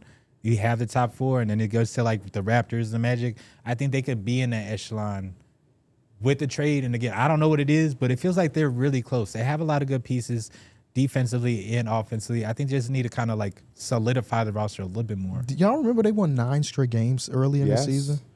That was wow. I remember because I talked a lot of shit about them this offseason, and I got so many tweets during that 9-game win streak. My goodness. Yeah, I learned that Darko could really coach his ass off because I wasn't necessarily surprised, but I also wasn't expecting this. I also learned that Brandon Ingram is still him because we ain't know. It had been a while. It had been a while, and they gave him that contract. RJ Barrett has looked good. I just wish that they had some of the younger pieces playing better, like the Grady Dicks of the world. Yep. Yeah, I think he probably got. They need one of their young guys to pop. Not only that, I feel like they could have brought somebody in, but they need like a Jacoby Walter or a Grady Dick to really kind of showcase. So I feel like to really buy in more. I did again the all disappointment team. It was 3 teams, just like All NBA. I made 2 of the teams. I let the audience make the last one, and the audience had Grady Dick as one of the 10 most or 15 most disappointing players this season. And I can't call him crazy. He played 30 minutes a game last year when they were bad, and he had good stats. And then now they're good, and he can't play. Yeah. He like the idea of him he's like legit 6'7", being Yep, able to shoot. shooter. He can't shoot. He like just doesn't make shots anymore. So he's not a playable player no more. Yeah. But if they draft him at 13th, if he was the player that they anticipated him being, oh my God, they got shooting on the team all of a sudden. I would love it. But unfortunately, that has not been the case. It's just kind of crazy to think that they are good, but they're still like a year away from like getting their true center. Like I wonder what their offseason is going to look like. Well- 'Cause I don't know because like contractually they're just so pigeonholed with Quickly and Jakob Poeltl's contract that it's like I don't know what their offseason looks like because no one's going to really want to take on those contracts either. So it's like I'm very interested if they are able to execute and actually get a quality starting center. Yeah. But you know what heals all? Draft picks. Yep. Tash that to Emmanuel quickly. You can get him out of there. Because quickly has been pretty good for the last couple months. Yeah. Or couple weeks, month or so. It's just $32 million is a lot of money for his production. But like some team could be like, oh, we brought in the last 2 years of Emmanuel quickly in the draft pick, and we gave up whatever. I'm saying it for every time a player comes up that you just don't know who would want them. Kings want them. Kings will take on Emmanuel quickly. Kings fuck around really would take Emmanuel quickly. Kings will No, take they Emmanuel would. quickly. Hell no. Next thing we got is your Orlando Magic. Orlando Magic. I learned that 4-game winning streak. Jamal seems like he's lost the locker room a little bit. I mean, he's clearly lost it with Paolo. And I think once you lose with the star, if you losing it with the star player and that's public, I assume that you've lost it with the whole locker room because the locker room is usually going to side with the star player. And so at that point, it's kind of crazy that this is going to be his last year probably coaching the team. I learned that I was probably a year too early on all of my optimism. Again, lock in there over to start the season. Desmond Bane get acquired. And Bane has been incredible for 2 months now. Palos look like the normal version of himself for at least a month at this point. And they're in a 4-game streak against some bad teams, but you got to beat the bad teams to go on the streak. Because when they was losing to the bad teams, we was on their ass. Exactly. And they beat Minnesota, too. That's not a bad team. They beat Minnesota Saturday morning. Beat whatever. the hell out of them. Yeah, they it wasn't did even that. close. Yeah. So I think I was a year too early because I truly do believe that Jamal Mosley's going to be out the door. And I don't know who their replacement is, but they lack a creativity on offense that I feel like some other coach can Yeah. Mike Malone. maybe it is Yeah, Mike Malone. Mike Malone, baby. Maybe it is. So I just think I was a year too early. And next year, guess what? I'm picking the more again or the over again on they wins without even seeing the offseason. As long as Jamal Mosley is not there, which I guess I'm just guessing because there's been no rumors about it at all. Yeah. I mean, they probably don't have to release. There probably don't have to be rumors if you just kind of know. I think that there's a world where they just say, hey, man, this was a season from hell. We have all these injuries. We didn't give Jamal Mosley an opportunity to do anything because Franz has barely played and Mo was out. And then Jalen Suggs plays everything. And shout out to Jalen Suggs for cutting it to the baldy about time. So there's a world where they do say, we chilling, especially with this ownership group that usually is a year too late to make a big decision like this. Really? Even if your star player doesn't like him? Oh, I don't know. Because, I mean, they've taken shots at each other, but I don't know if that necessarily means they don't like each other. Sometimes you be in the heat of the moment, you say shit. I don't know. When your star players say usually at halftime other teams make adjustments and we don't make adjustments, I don't know. That seems like a clear cut. I'm not saying you're wrong. I'm saying it does leave a little bit open in my mind. But I don't know. Yeah, we've seen worse. I think this happens. I think stuff like that always happens. You know, you're in the middle of losing. Rumors start to happen. Should he get traded? Should he get fired? Things happen. Yeah. Because Paolo Banchero can also make his own adjustments. Definitely can. Yeah, like he was on that all disappointment team too. I mean, Jamal did say you could just play harder. That's a fact. I didn't say some teams compete just by playing hard. Yeah, shout out to the Suns. For the Magic, I feel like they're the biggest roller coaster team. I think a lot of teams go through it where you have your stretches and you have your bad stretches. That just feels like them at this point. Like I think we kind of laughed about it earlier. Maybe D-Mill said it. I would not be surprised if they did have like a 3-game or 4-game lose streak after this run right here. Next thing we have is the Miami Heat. Hey, I learned that they still are primed Yeah, as a really good basketball team. which fucking sucks. Yeah, we are disappointed that they are always so average. But underneath all of that averageness and play-in talk and just, you know, being the same team year in, year out, this little win streak has, like, awakened me. They're a way better team than their record shows. Yes. Yeah. Which They're doing sucks. this without Norman Powell. Andrew Wiggins hasn't been playing his best. Pat Riley has said like 5 years in a row, we're better than our record shows. And he's been right more times than not. But it's also an excuse not to make the team actually better. Well, You they know what I try. mean? They try. Oh, okay. They try. Okay. It's supposed to get Ja. Talks to Giannis. They don't ever materialize. Kevin though. Durant. Don't forget Kevin Durant. Yep. Bradley Beal. Dame. Dame. They been trying. If it's any team that could just try as them. I mean, the I Muffins wonder would have what got trying means to them. the Muffins would have got call LeBron balls. James. They won't accept our bullshit offer. The so we ain't Muffins gonna would have trade got it. Jimmy Butler. Jimmy Butler's the biggest They one. fan base so damn spoiled. Y'all will be all right. Jimmy Don't forget Butler, they got Shaq. Yeah, they got Shaq before all of that. Yeah. What's the Shaq trade? That's Lamar Odom, right? Lamar Odom, Karan Butler, Brian Grant. So that's a good. That's just overall a good trade for both teams. I mean, yeah, and then they ended up winning the championship. And so did the Lakers eventually. Like The Jimmy Butler, they traded Josh Richardson for Jimmy Butler, basically. Yeah. That was the trade. That was it was crazy. No, that was nice. And then Josh this- Richardson didn't do shit with the Sixers. Yeah, he No, was he damn didn't. near out of the league after that. What was the Norman Powell? They got in on Norman Powell, an all-star for nothing. That was the second time in the last 6 years that they just got an all-star for nothing. How did they get Wiggins? That is the Jimmy Butler trade. Yes. Jimmy Butler trade. Yeah. I like them. I do too. And I hate that I like them, but I like them as well. I like that for the playoffs, I'll say. Davion Mitchell, 94 feet. It's not Khalil a Ware. fun team to watch, but it's respectable. Yeah, I like that Tyler Hero's kind of back now. That's fair. He's putting on a clinic. Swiss Army knives, Pele Larson and Hami Jaquez. Remember when Simone Fontecchio couldn't miss? Yeah, now he can't play. Yeah. Nikola Jovic too. Yeah, Nikola Jovic got that extension and he ain't really materialized into anything. Took his ball and went home. Damn. Next thing we got is He the hurt. Relax. Philadelphia 76ers. I learned that every season in Sixers history is exactly the same. They give you a little glimmer of hope that this could be different, and then they have scandal or they have injury to close the door on the season. Every season is exactly the same. Only thing, the variable just shifts. Oh shit, Markelle Fultz was in a motorcycle accident? Maybe he wasn't. Well, he can't play no more. The anxiety medication is against the rules. Oh damn, Paul George is suspended for 25 games. Brian Colangelo and his family got a damn burner account that they talking shit about the players. Well, that's a scandal. Joel Embiid looks like an MVP again after the knee injury. Oh, he's now being managed again on a week-by-week basis. It's every season is hell for them. Yeah. They do enough to get the fan base excited for a month straight, and then it just come crashing down every single time. I've learned that Daryl Morey might ain't got it no more. So, no, he said he don't think three-pointers should be worth three-pointers no more. When he had This is Daryl fucking Morey. Yeah, that shit didn't make sense because he literally The ran a whole Rockets, offense with the Rockets. His I'm sorry, that feels disrespectful. A lot of his rise to fame was being the first analytical general manager. Yeah. Yep. So recognizing that three-point shot. So now in 2026, for him to say three-pointers are worth too much points, that's He's gonna regret. He's the least he's likely gonna player regret trading person to say Jerry that. McCain. That shit was.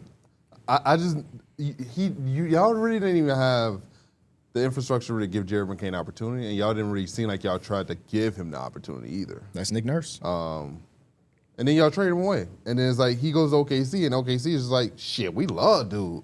Like They needed him over there. He gonna play in our closing lineup. Like Jerry McCain is over there playing good basketball again, and he was just on y'all team playing like shit because y'all really wouldn't give him an opportunity. Mm-hmm.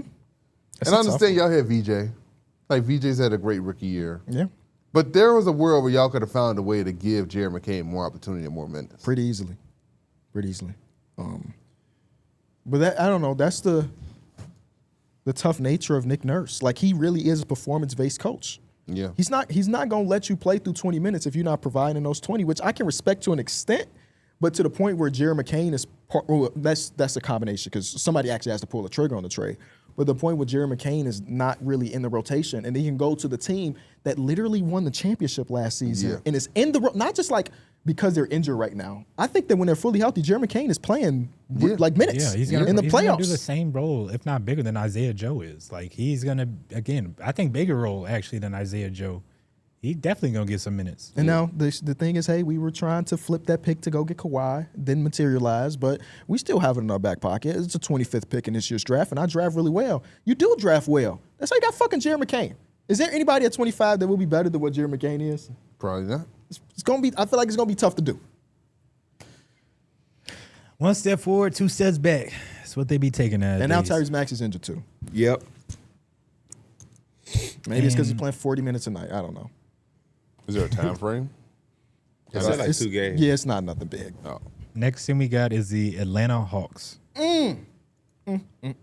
What I learned Another win streak. is that Adam Silver got his priorities all fucked up.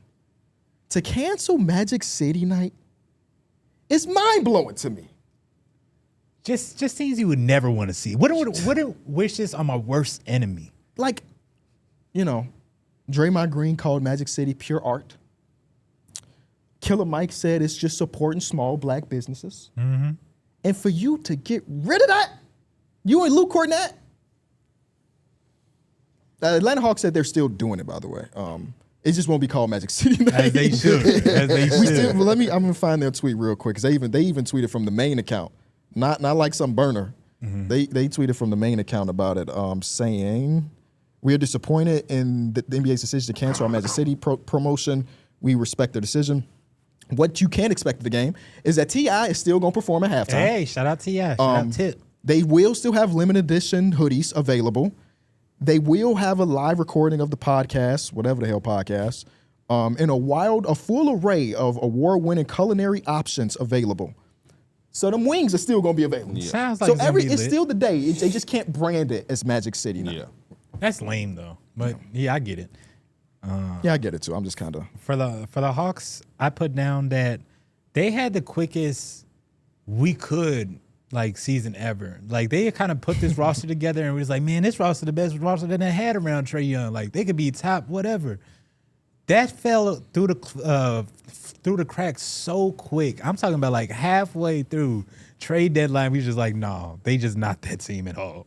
Yeah. Yeah, I realized they don't like know what they're doing. Not necessarily a good or bad way, but like they legitimately just vibing. Like, oh, Trae Young, we traded him. All right. Oh, Jalen Johnson, the guy now. All right. Jonathan Kuminga, we could go get him. Cool. He don't necessarily fit, but fuck it. Like, come on. He's only played 3 games too, which feels like we played more. When they get to the draft, they're gonna be like, oh shit, that Pelicans pick turned into this. All right, let's go. But it don't feel like everything is kind of mapped out. Yeah, they don't have a plan. They Which, just rolling with the punches. again, I'm not saying they're necessarily wrong. It may work out. Yeah. But it just feel like they up there just like, all right, like shit. What's next? Like, They just gotta always accept trade owners. Like just always make moves. I just did one tankathon, and their pick ended up being number 7, Damn. Yeah. which in this mock, number 7 gets you a cuff. But they get 2 picks, right? No, No, they don't have their own pick goes to the Spurs. Oh, okay. OKC also has a 76er pick. And Yeah. not saying that the 76ers is about to fall out of the play-in or anything, but can you imagine if the 76ers fell out of the play-in? Yeah. You know? Oh, no, I'm sorry. They can't fall out of the play-in, but Yeah. lose the play-in games. Yeah. That's what I meant. For me, I put down that at least for right now, Jalen Johnson's floor is an all-star level talent, and that would be a great co-star. Either he is your number 1 option. You at least know you have that as a baseline for Jalen Johnson now. Yeah, I'm hoping that they get a nice pick in the draft. Me too. Especially one of those guards. Yeah. Like if they got Kingston Flemings, that'd be nice. Yeah, he one of my favorite. Who did Jalen Johnson just have did he have like 40 points? Nah, he had 33, Was it a 35. triple? Well, he had a nasty tween to a slam dunk late in that game. Y'all saw Jokic shot him out? Like, Yeah. are you watching the Hawks? 'Cause Yeah, of he Jalen said he's been Johnson? Oh, no, I watching didn't see more that. Hawks games lately. That's great praise, man. It's great praise. Next thing we got is the Charlotte Hornets. They're the most fun team to watch in the NBA. Yep. That's what I learned. I did not think that they would be that fun coming into the season. Yeah, I had that. It's never too late for a turnaround. To start off 4-14 and to be one of the NBA's darlings. Now I don't want to act like they're a 2 seed. They were or 4-14. anything. They were went that- 4-14 to start the season, man. Yeah. They came a long way. They did, and they've still sub 500. But they did get to 500. Now they lost 2 games since then. But it's Starting never too off late. 4-14 and getting to 500, that's super impressive. Yeah, when you start off 4, same thing. The Clippers, The right? Clippers, yeah, the doing Clippers that too. did the same thing. Clippers even worse. They was 5-21 or something crazy like that. But you just, in my mind, when you start off that bad, it's so easy to just be like, this is not our season. Yeah. But for them to be like, no, we gonna turn it up and Didn't the Lakers start like that a few years ago too, where they started off really bad? They did. I With can't remember 80, that record, yeah. but it was like we started off like 4-7. We was talking about how y'all was going to give the Pelicans Wemby. It was during that draft. I can't remember. Like, I got to they look turned back it and see what around. our season was. I learned Wemby draft. that I be knowing what the hell I'm talking about, and that teams should have me around more. Because the Hornets, they shot out. I was also a big proponent of getting Brandon Miller over Scoop. But no, in all seriousness, I learned what a strong draft class can do. I feel like the strong draft class solidified them in their direction. This stuff that we've been getting is just a plus, but it's just something about being strategic and getting value. You know what I mean? They didn't take every pick and try to hit a home run. Nipple is a home run pick, but I think they drafted that because there's a high floor there. They felt safe with that, and they're getting the return on that investment. But Sion James, Ryan Kalkbrenner, my boy Liam McNeely, like a very strong class has kind of, You were going for the base hit, but you ended up hitting the home run. yeah. That's what Concord Ooh, I like that analogy. Sometimes a double is just as good. Yeah. Well, it's never just as good as a home run, but you get my drift. Yeah.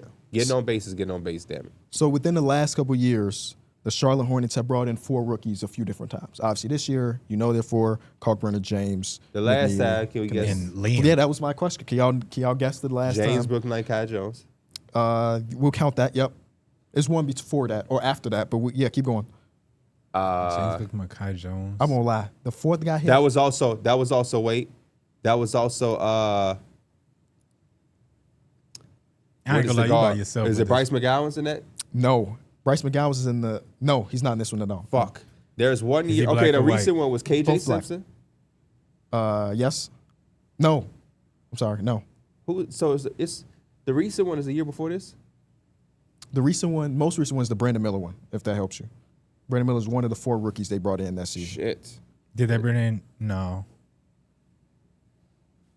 I don't remember none of these. Leaky Black. No. Shit. Wait. You might. Hold on. You might fucking be right. I don't know what Leaky Black looks like. So let me Google his face real quick. Leaky Black got the. Oh no. got the No. hair with the. Yeah, no. Shout out Leaky Black. I'm just saying he getting minutes, but I ain't watching those minutes. Yeah, that's so funny. You said I don't know what Leaky Black looks like. I don't say I think I forgot. Okay. Anybody else got guesses before I just give? But the I know answer? it was James Nah, Britton, like I don't. Kai Jones. I felt like shit. One of them years they might have had Grant Riller. They did. That felt like what 3 years ago, 4 years ago. No, because you know what, Grant Riller was on the draft picks that we had, that clips that put together. I remember Grant Riller was up there because I had him up there, so he had to be like 2021, 2020. Here it is. Brandon Miller, Laker player, current Laker guy. Who's next? The, Guard, you know I'm blanking. Who? Nick Smith Jr., Oh, Yes. Oh, Amari Bailey. Amari Bailey. And then who else? I don't know this guy. what's his initials? I don't know him. It's only a picture. I can't tell you who he is.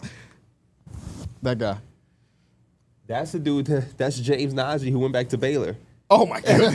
I be forgetting, bro. I be forgetting Scottie Pippen Jr. or not Scottie Pippen, Scottie Pippen Jr. Nick Smith Jr. Nick Smith Jr. be in the rotation. Not even in the rotation. I'd be forgetting he on the roster sometimes. He'll have games where he's playing because he got people hurt, and he'll have a good game too, and then he just don't play.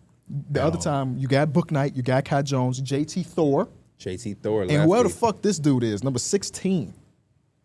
Scotty Lewis from Florida. Okay, there we go. Did you just do like a jump shot sign for JT Thor? You talking about 2K? No. I was just did it because Oh, he I lefty. was gonna say. 'Cause he lefty. That's the last But he time. did have that. Yeah, I thought that's what you was doing it for. I was gonna say you Oh, crazy. he has his own jump shot in the game? Bro, JT Thor had one of the best jump Yes. shots in the game. Damn. Everybody in the game got their own jump shot, which is crazy. Jared Culver still one of them ones. If only it translated in real life. Did I have to pay him for that? I don't think so. Why would you have? Maybe, but I doubt it. Yeah. It's not proprietary. You know what I mean? He's gonna sue. That jump shot look too much like me. All they could do is say jump shot one anyway. Yeah. Yeah. Just change the name. Next thing we got Did is you watch your own Fortnite scam? Yeah. Even if they didn't pay you? No. Okay. So if they told you right now, we'll put you in the game, and the trade-off is publicity, you would say no because they ain't pay you? Yeah. Okay. What do you think your back bling is? My A wife. fucking burger? you know you got your You back. know you get your own custom Oh. back bling? He said a burger. Because that's like it feels like that would be a good back A bling. Dame It should- jersey. The it'll back be of a Dame jersey. It'll be the Jordan 1, but the mismatched laces. Yeah. And then what's your utensil? It's like a beef. Yeah. An Italian beef. You know, it would definitely be a spatula. like a spatula and a fork. Yeah. Yeah. Work on that, Epic. Oh, but No, you said he you don't want wanna to be get paid. I'll You- go there for free. Yeah, same. You kidding me? They're gonna be googling who the fuck is this guy? Yeah. You might get Just a couple tell them to fans. use your creator code. That's how you can get your money back. For the Hornets, I put that their offense, I don't think it slows down at all in the playoffs. I think they can still generate a lot of good looks. It's not just always LaMelo trying to create or Brandon Miller trying to create. I love how many ghost actions they run, just like screens. They get a lot of movement with all the skill set and talent flying around. So I think their offense is going to drop it all during the playoffs. Cool. Next thing we got is the Bucks. The Bucks. Hey, Hey, hold on to the. I don't honestly. I'm not gonna lie to you. I wrote they and I just moved on. They just moved on. I don't know. I literally bro, that's couldn't, your team, dog. I couldn't think of anything that I learned about. Have you announced that since Dame's not there? Yeah, So your teams are. the Bulls and the Blazers. That's it. Yeah. No Spurs. I might add a third team at some point, but for right now, I'm just Oh, you got to see who popping. Are you a free? So that means you got like a spot that's a free. You always Yeah. have 3, but right now one of them open. Yeah. You're a free agent. yeah. The Knicks, baby. With the Knicks, that's But the that's only the playoffs. postseason. That's But playoffs. that his contract is over once the Knicks get kicked out. No, once the playoffs are over. Even throughout the playoffs, the He Knicks still are- got to go Knicks. That's so interesting because I'm always curious about like people, not just you, but like people that do have multiple teams. How do you gain a new team at the age of 30? You know what I mean? I think it has to be Like I understand you becoming a Blazer fan because you were younger and Yeah. Damian Lillard was the guy. Cool. I think it's honestly just placed out a team, and usually sometimes there's a player there that attracts you to Is there that team. anybody close? Any current team that's close right now? Maybe Paulo with the Magic, Concanipple, Hornets. I would not have guessed that you would say Ant-Man not Concan- up there. I feel like You you always said talk who? about Anthony Ant-Man. Edwards. Oh yeah, That's a Anthony good. Edwards, That would be yeah. a good I one. feel like you preach about Anthony Edwards. Especially Yeah. now that Io's there. I think Yeah. it would be easy for you to pick that. I definitely said I was cheering for them all playoffs. I feel that. the Minnesota Timberwolves. Oh, until the finals where they go against the Knicks, of course. yeah, Then you have to go to the Knicks. yeah. Might fuck around have to go to a game in Minnesota if they play the Knicks. You would fly there or drive there? We going to the Garden too. Say your coin. I would love to have that much money to like when my team, like to be Spike Lee and travel, not with the team, but be at Yeah. every game of a Yep. series. That'd be, and then sit courtside too. You Yeah. know, yeah, that would be a dream. Maybe I'll be there next time the Bulls make the playoffs in 2037 or whatever it ends up being. Oh, what team? We are on the Bucks. The Milwaukee Bucks. The thing I learned about the Milwaukee In Bucks. 2037, we gonna split the bill 4 ways and own the Bulls. So that mean Reinsdorf is dead? I don't give a fuck what he doing. He's just gonna give it to his son. We gon' never mind. Bucks. The thing I learned about the Bucks is that You didn't learn anything? no, You didn't learn that Ryan Rollins is him? That is the thing you could yeah. learn.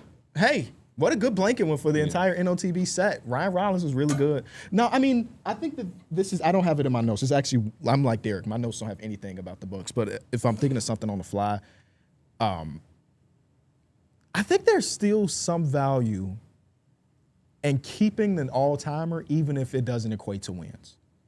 But I think at all times He I want wants to be there. win. He wants to be there. But I he think wants if to, it- he wants to be with Milwaukee. You're doing that thing that the Bucks fans told us we were doing. Let's not do it again. He does want to be in Milwaukee. Yeah. But he also wants to compete in Milwaukee. Right. Which And if- every star wants that. But if he wants both, and I don't think he's going to be able to get both in Milwaukee. Yeah, that's okay. So part of him probably also still wants out. I think Not saying that it's fuck Milwaukee. It's just I got to do what's best for me right now for my career. And that's- Do y'all and think there is a world where they can be back to good to great in a year or two? it's going to be hard. Yeah. But again, I think that leans more so on Giannis and how he's looking. I'm not expecting them, unless they make some. Because they still got to pay Dame $20 million for the next 3 years or so like that. So I like think they that's could be good. Great is a stretch because of the way that the rest of the NBA shapes up. The Eastern Conference has a lot of good competition now, and if you couldn't take advantage of a quote unquote down year, it's gonna be tough when Tatum is back at 100%, Halliburton is back. You know what I'm saying? Like it's only getting tougher. Yeah, that's why I don't think it's going to be in Milwaukee for them to try to compete.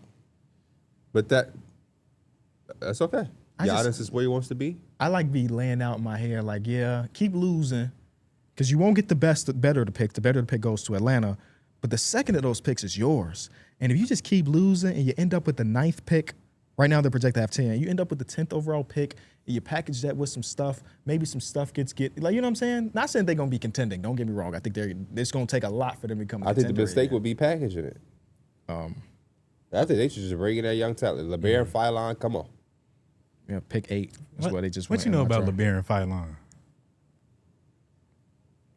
I watched one game of him this season. Next thing we got in KB, the floor is all yours because I canceled my subscription. Y'all not getting no more of my money. The Chicago Bulls. Did they end it on the fly, or do you have to wait till the end of the season and then? I actually still have it. I I do haven't canceled too. it. That's how I feel about Simply Safe. Yeah, that's what I said. I was like, when do they end it at the end of the season? Hey, bro, I fucking hate companies where I can't cancel with 2 clicks. Me too. Why should I have to call Simply Safe to cancel my subscription? And there's nothing I can do on the website. That's crazy. Ain't that crazy? The harder they make And I it, tried to yeah. do the other way. It was like, I'm just gonna put some fake credit card number in. They said it was invalid. And it was like, I have to talk to somebody to cancel my subscription. How was it to sign up? I did that shit on my phone. Yeah. Then I had to talk to a single person. That's how. That's how they get you. Yeah, they make it hard to cancel gym memberships. Like, Yes, they do. I canceled mine essentially because I got a new debit card, and they just weren't able to charge me. And no now more. you owe $4,000 to that gym. He gonna be working Why there is it forever. hard? They gonna try to persuade you. They gonna harass you to try. That's to keep where it. it's But not you hard. also can't do it on the. I You like can't when do you it on just the do it app. on the Yeah. app or You have to or go the Hey, man, website. listen, I'm canceling this membership. Yeah, that part is actually. Cancel it, Going man. into the store and doing it not a problem. I don't want to talk Cancel on the it. phone. I'm not trying to hit none of that. That's all you got to do. Yeah. People take your kindness for weakness, and then they try to act like you're a bad guy. But if I'm telling you to cancel it, I'm not asking for any other fucking question. Cancel the shit, man. Damn. Ask all the questions. Why? Like Now that's you not want to do really, your job? That's fine. But now I got to do my job back. Why I'm canceling is not important. Like that's not Yeah. for you. It don't matter. It don't matter. I got shot. That's why. What happened? I got shot. Where? Don't worry about it. Well, I we got can help shot. you. Or with you your gonna rehab. get shot We can help next. you with your rehab. Chicago Bulls. What would they say if I said I'm canceling because this gym fucking sucks? What they gonna say back? Yeah, I don't know. We could be better. No, They're you gonna can't. ask you what could you improve? What could they improve on? Nothing. Y'all just suck. Even this right here, you asking me is proving my point, damn it. I did go to the gym for the first time. What's today? Yesterday. Yeah, it was yesterday. It was cool. It was smooth. I went early. It was just a bunch of old people, which I would prefer over a bunch What'd of you people do? my age. I did legs because that's one thing I can't do anything of in the house other than like, I mean, you can squat and stuff like that. How long did you stay there? Maybe 45 minutes. You sit in a sauna. I don't think I'm not a gym guy by any means, but the motherfuckers that be in the gym for multiple hours, how is I don't know. I feel like an hour used to should be do your it. max. yeah. What are you doing? I used to. Well, I spent 20 minutes like warming up, Fair. and then I'll get to my lifts, and then I would do cardio after that, and then I would go sit in the sauna.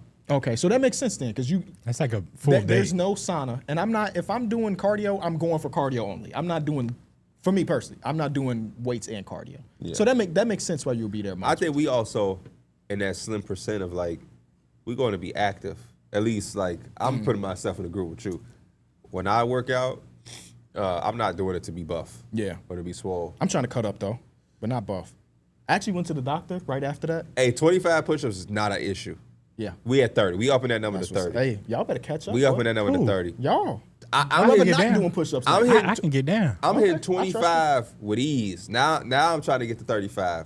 Like, and I'm counting like guarantee. Sure. So I'm capping at 30 because I got up to 37, but I ain't hitting 37 every time I drop down. Every time I drop down, I'm getting 30. You know what I need to improve on with my push-ups? My breathing.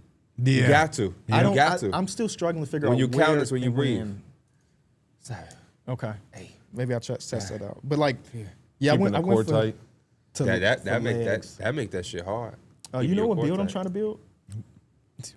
Oh, y'all didn't watch Wait, Attack on what? Titan. You know, like you have inspo. Like I want my body to look like this. Oh, like I don't know. I just never really heard about people refer to their body as my build. I mean, you building. Yeah. Yeah. Okay. My build muscular. He played 2K too, but he thought Yeah. he was a build. I was like, you know, what I'm trying to build. I'm like, who? Who are you trying to do? Yeah, Aaron Gordon build. No, Yeah. I'm trying. Aaron Yeager in the last season of Attack on Titan, I think he has the exact like height and weight that I do. Aaron Yeager. Aaron Yeager. You don't know Aaron Yeager? I didn't watch Attack on Titan. You gotta lock the fuck That's in. a good man. one, Mike. That's good one one. of the GOATs. And it's a good one for like people that don't watch anime. You gotta type in Aaron Yeager build though, because they gonna show you kid pictures of him. In the last season, he was a grown man. And he was a crazy grown man, but he's a grown man, damn it. He had a sleeper build. Sleeper build. Whole time he got a cape on. He took that cape off and you like, damn. Bro, why I say Aaron Yeager full body workout like somebody else is doing it. Exactly. People are, I'm striving to have that build. Okay. Eventually. You want a 6-pack in there? Oh, Yeah. He got an 8-pack in this one. No, yeah, he's also an anime character, so you got to temper it just a little bit. But I went to the doctor yesterday. they drew his shit. He ain't had to do no work. I'm at my goal weight right now. Do you have a new goal? Damn, Congratulations. Oh, thank you, man. No, I was about to. Clap it up for I've been working on it, KD. man. Good job. No, it's my goal weight. I want to maintain. That's the only thing. I'm not trying to add no extra pounds. And now it's What just is that about weight? 145. Nice. So if you got the 155, you'll be upset. Nice. Yeah, because that means I just got fat. What don't? Because I'm not trying to. If I gain in pounds without trying to gain pounds, then I did But what if you something just wrong. look more ripped? And Bro, just you put know on you muscle? 20 pounds lighter than AJ Johnson? I That's can make it to the crazy. league then. Bro, I put in that chat. He checked into the game. Eric Collins said, he said 6'3", 165. He said, folks, don't leave no doors open around here. Like he was looking at the paper for the first time and he was confused about it. Bulls. I just learned that Billy Donovan is such a great coach. I want a Luka build. That's probably easily attainable, low key. Y'all playing, he probably low-key cut up. He is. No, I'm sure he He is. probably low-key But I cut bet it's up. easier to do that build than the one where it's like visibly cut up. Yeah, Like like Giannis. I think Luka cut up, but got belly. Yeah. Like I don't think he got a Couple six. he big got legs. like the what you call it, the lumberjack body. I ain't with that 6-pack shit, man. I like cake and donuts and shit like that. But you know, Bro, I think it's still crazy how I'm talking about J-Dub, came in looking like he could be a 6'5" shooting guard. That dude be playing power forward now because he done added so much muscle. you know who got the crazy build though? Real Who? shit. Aaron Judge. Aaron Judge is Oh like, yeah. Him and Eric Gordon. He looked like it hurt to exist. You seen somebody that big? No, yeah. We're just like how, but he's also an athlete too. Some of them bodybuilders really like that, but But I think the best is like a Shohei, because Shohei don't know if got I've the ever really same played strength, but he don't have to show it. I like that type. Like if I could create my own build, it'll be like strong as hell without having to be The buff. sneaky I would strong. hate that. I don't like Because the- I want to fuck around and show off a little bit. You know what For I mean? real? Sleeper yeah. big. I don't like that busting out your clothes shit. Oh, well, shit, not that. That shit look weak. Every I want- shirt I got look like it's a fitting. Yeah, I'm just fuck swole that. as hell. I don't mean like that. I don't mean what's our boy name from here? Joey Swole. Yeah. Y'all know Joey Yeah. Swole. I don't mean like that. But I want to be able to wear a t-shirt. He and also be like, short oh. though. Yeah, he like my height. So like he I didn't just- know he was that short. So he just like big You know he's as my hell. cousin, right? No. My wife's cousin is his cousin. So he's like my cousin. That's where you got to get you should have got your workout stuff from him. Fuck no. He was finna come in this shit looking like, Like Russell Westbrook and D Rose, they swole. No, Brody in his prime was on some other shit. Yeah. But like, Is it weird to talk about men's bodies like this now? I'm trying to think who I'm trying to think who else is cut, kinda but who like ain't that. swole. Dwight Howard, Buffest NBA Man, player. bro. the Buffest. Buffest is always the funniest word to me. Dwight Howard was swole than motherfucker, bro. David Robinson pops. Oh my God, Nate Thurman. Oh, Bro, hell Y'all yeah. remember Nate Thurman? Straight But swollenness. you know in that picture, he looked like he 39. You know he 26. That's Big Gordon. Ben Gordon was.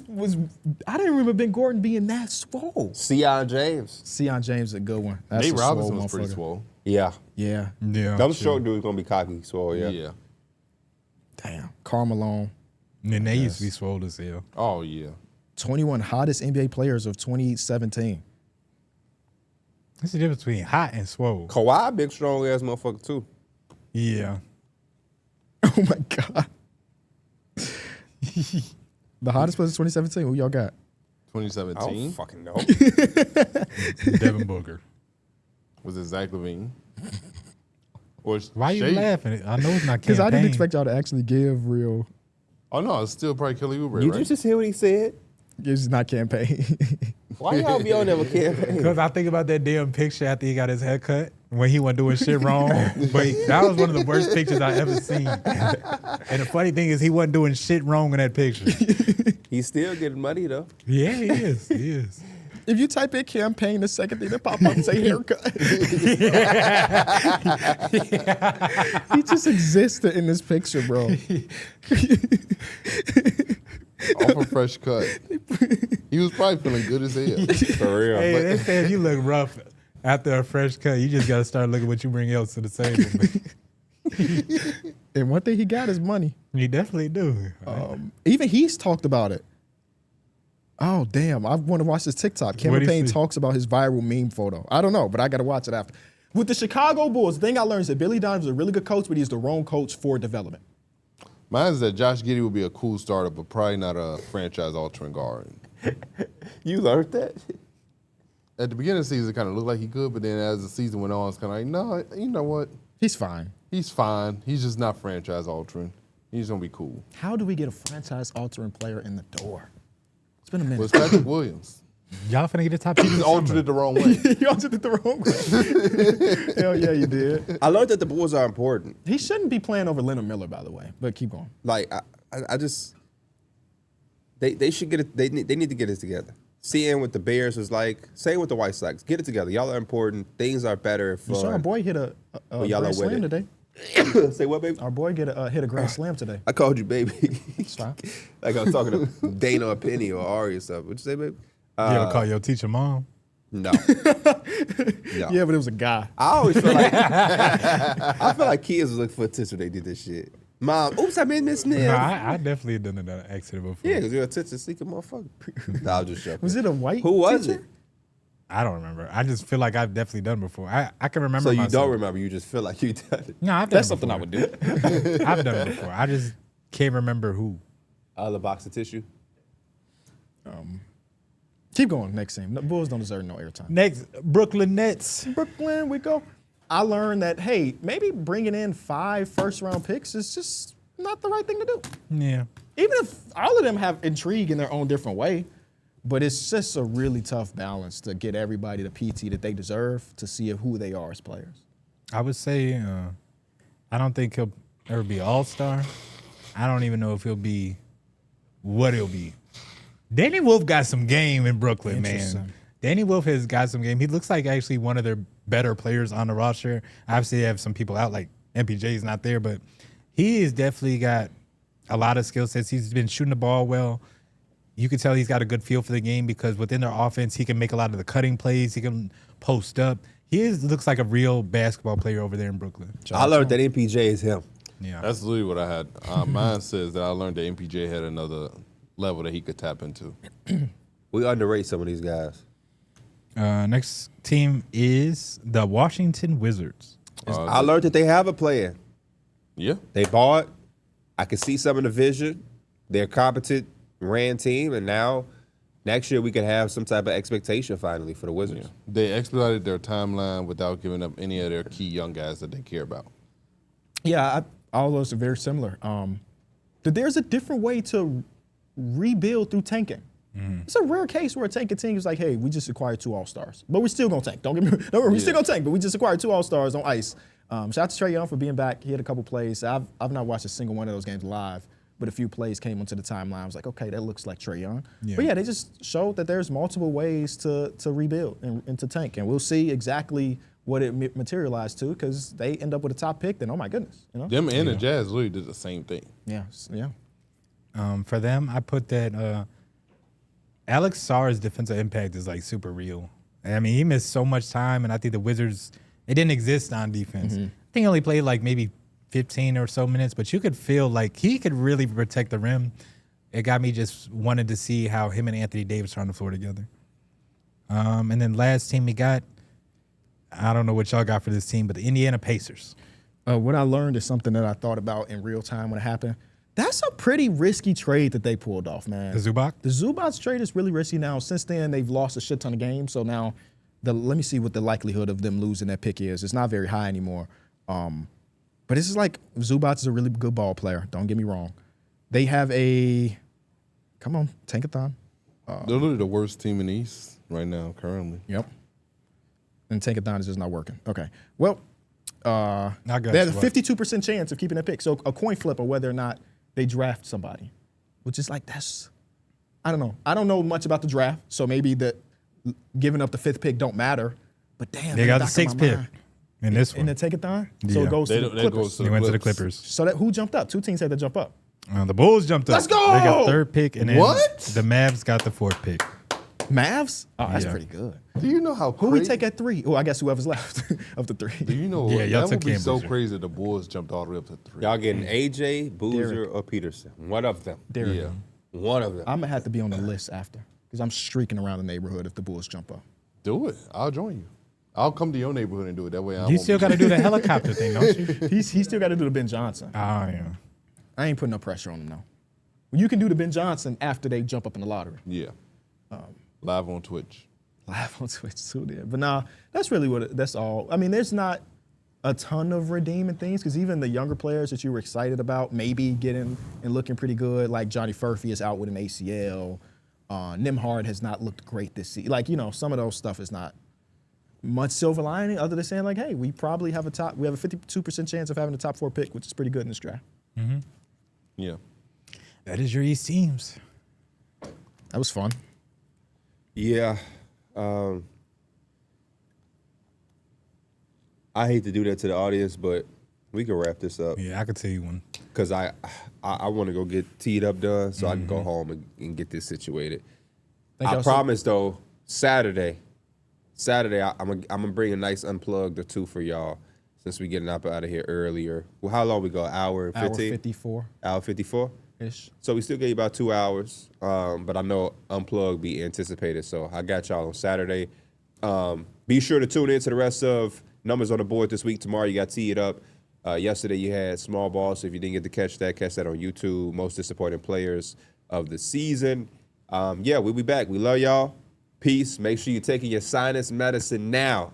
Let Unc be the example. Don't wait for it to start. Be Take proactive, it now. Be not proactive, reactive. not reactive. Get them humidifiers up and running. Get you some ginger, some mint. Wash them hands, too. Well, I'm not telling you to do that because if you ain't doing that already, Wash them my hands. foot should be going up your ass. If you don't wash your hands, like, I be going in there and I be using the bathroom and guys be going in and out. I be like, bro, That's somebody coworker. huh? That's somebody coworker. That's somebody coworker. That's somebody daddy though. Somebody dad. Because Or that's somebody's son. Yeah, I mean, yeah. Has to be. You There's no gotta be question that somebody- that's if you're somebody's not son. washing your hands, if you're not washing your hands, like what the fuck? It's so easy and simple too. It ain't like it's some fucking inconvenience. You just put soap on, rub it together, put it under the water, you gone. He said that's somebody's son. Unfortunately, it is. Let me find out my son as a grown ass man, especially, but even if it's a 7-year-old. Let me go talk to Miss Johnson. Yeah, he got a habit of just running out of the bathroom without washing his hands. Hey, come here. Next time you don't wash your hands, you can forget about it. Well, you can forget about it. iPad, Xboxes, PC, watching Uncle D Mill's food review, you can forget about it. Shut down. You going in the hole. Damn. It is that serious. You though. going in the hole. You should be washing your damn hands. So Especially, we just had a pandemic 4 years ago. wash your fucking hands. My mama was in there washing Lay's chips during the pandemic. My mama go buy groceries during the pandemic. She had spray that shit down and she Yeah. was cleaning shit, let alone washing your hands. I'm visualizing her opening the basket or the bag and putting water in it. Oh yeah, I'm exaggerating, but she was like, Washing the You back. wipe Clorox it down. and Yeah, shit, you wipe wipe it it down. down. Get that nasty bacteria off. yeah. So wash your hands wasn't a question. Motherfuckers washing Frito-Lays. Motherfucker get a Pepsi, washing it. That's why I definitely wash the tops of yeah, cups since the and stuff. pandemic, I don't drink out the top of shit. Yeah. Give me a straw. But hey, we grew up in an era where you could do that. We was going to 5-star putting our mouths Oh, all hell over yeah. those Arizonas. Y'all call Like- it an air sip or a waterfall?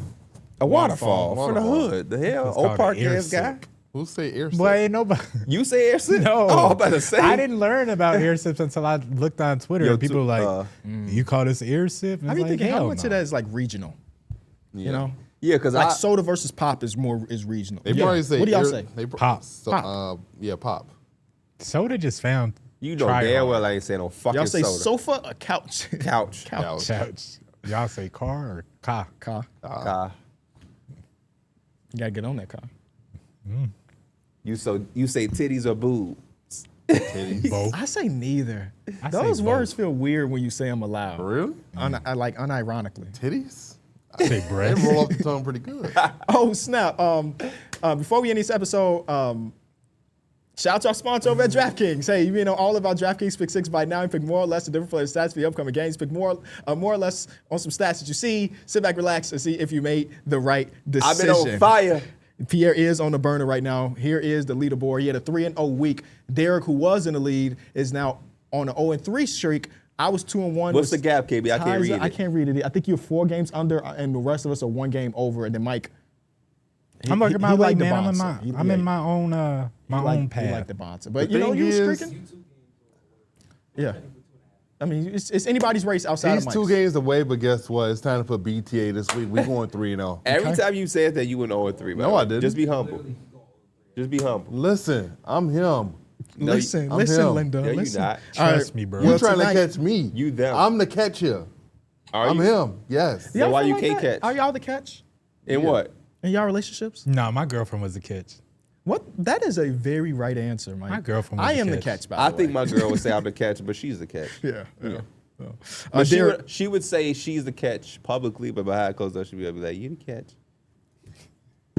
Good catch, boy. I had to Darrick- make sure. Wemby, 24.5 points more versus Boston. And this is gonna be my statement game. Women finna come out here and put BTA to the Celtics. This says a lot about you. what? When people go star route, that means that they desperate.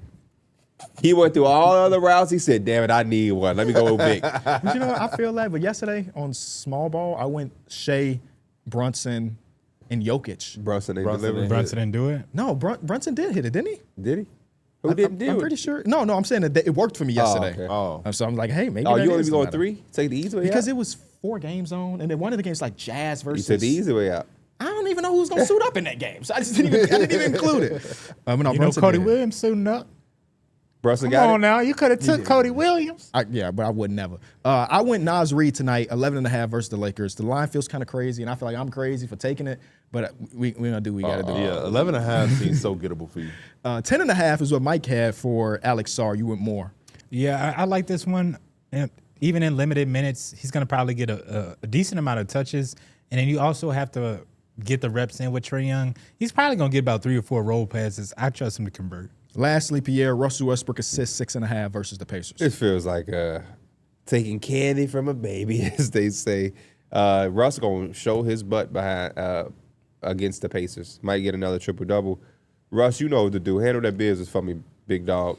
Last night. What's that would say, big dog? Dog. All right, when we come back, we'll wrap up today's episode. For those who haven't checked out DraftKings Pick6 yet, there's an exclusive offer waiting for you. Right now, new DraftKings customers can play $5 and get $50 in Pick6 credits. All you have to do is download the Pick6 app and use promo code ENJOY when you sign up. Pick6 is available in most states, including Texas, California, Missouri, so don't be afraid to get in on the action. Ride the upside with Pick6.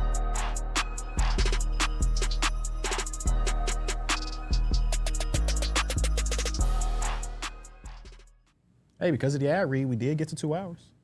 So we gave y'all a 2-hour show. Leave a like, subscribe, tune into the rest of the shows on the network, and we'll see y'all on Thursday. Peace.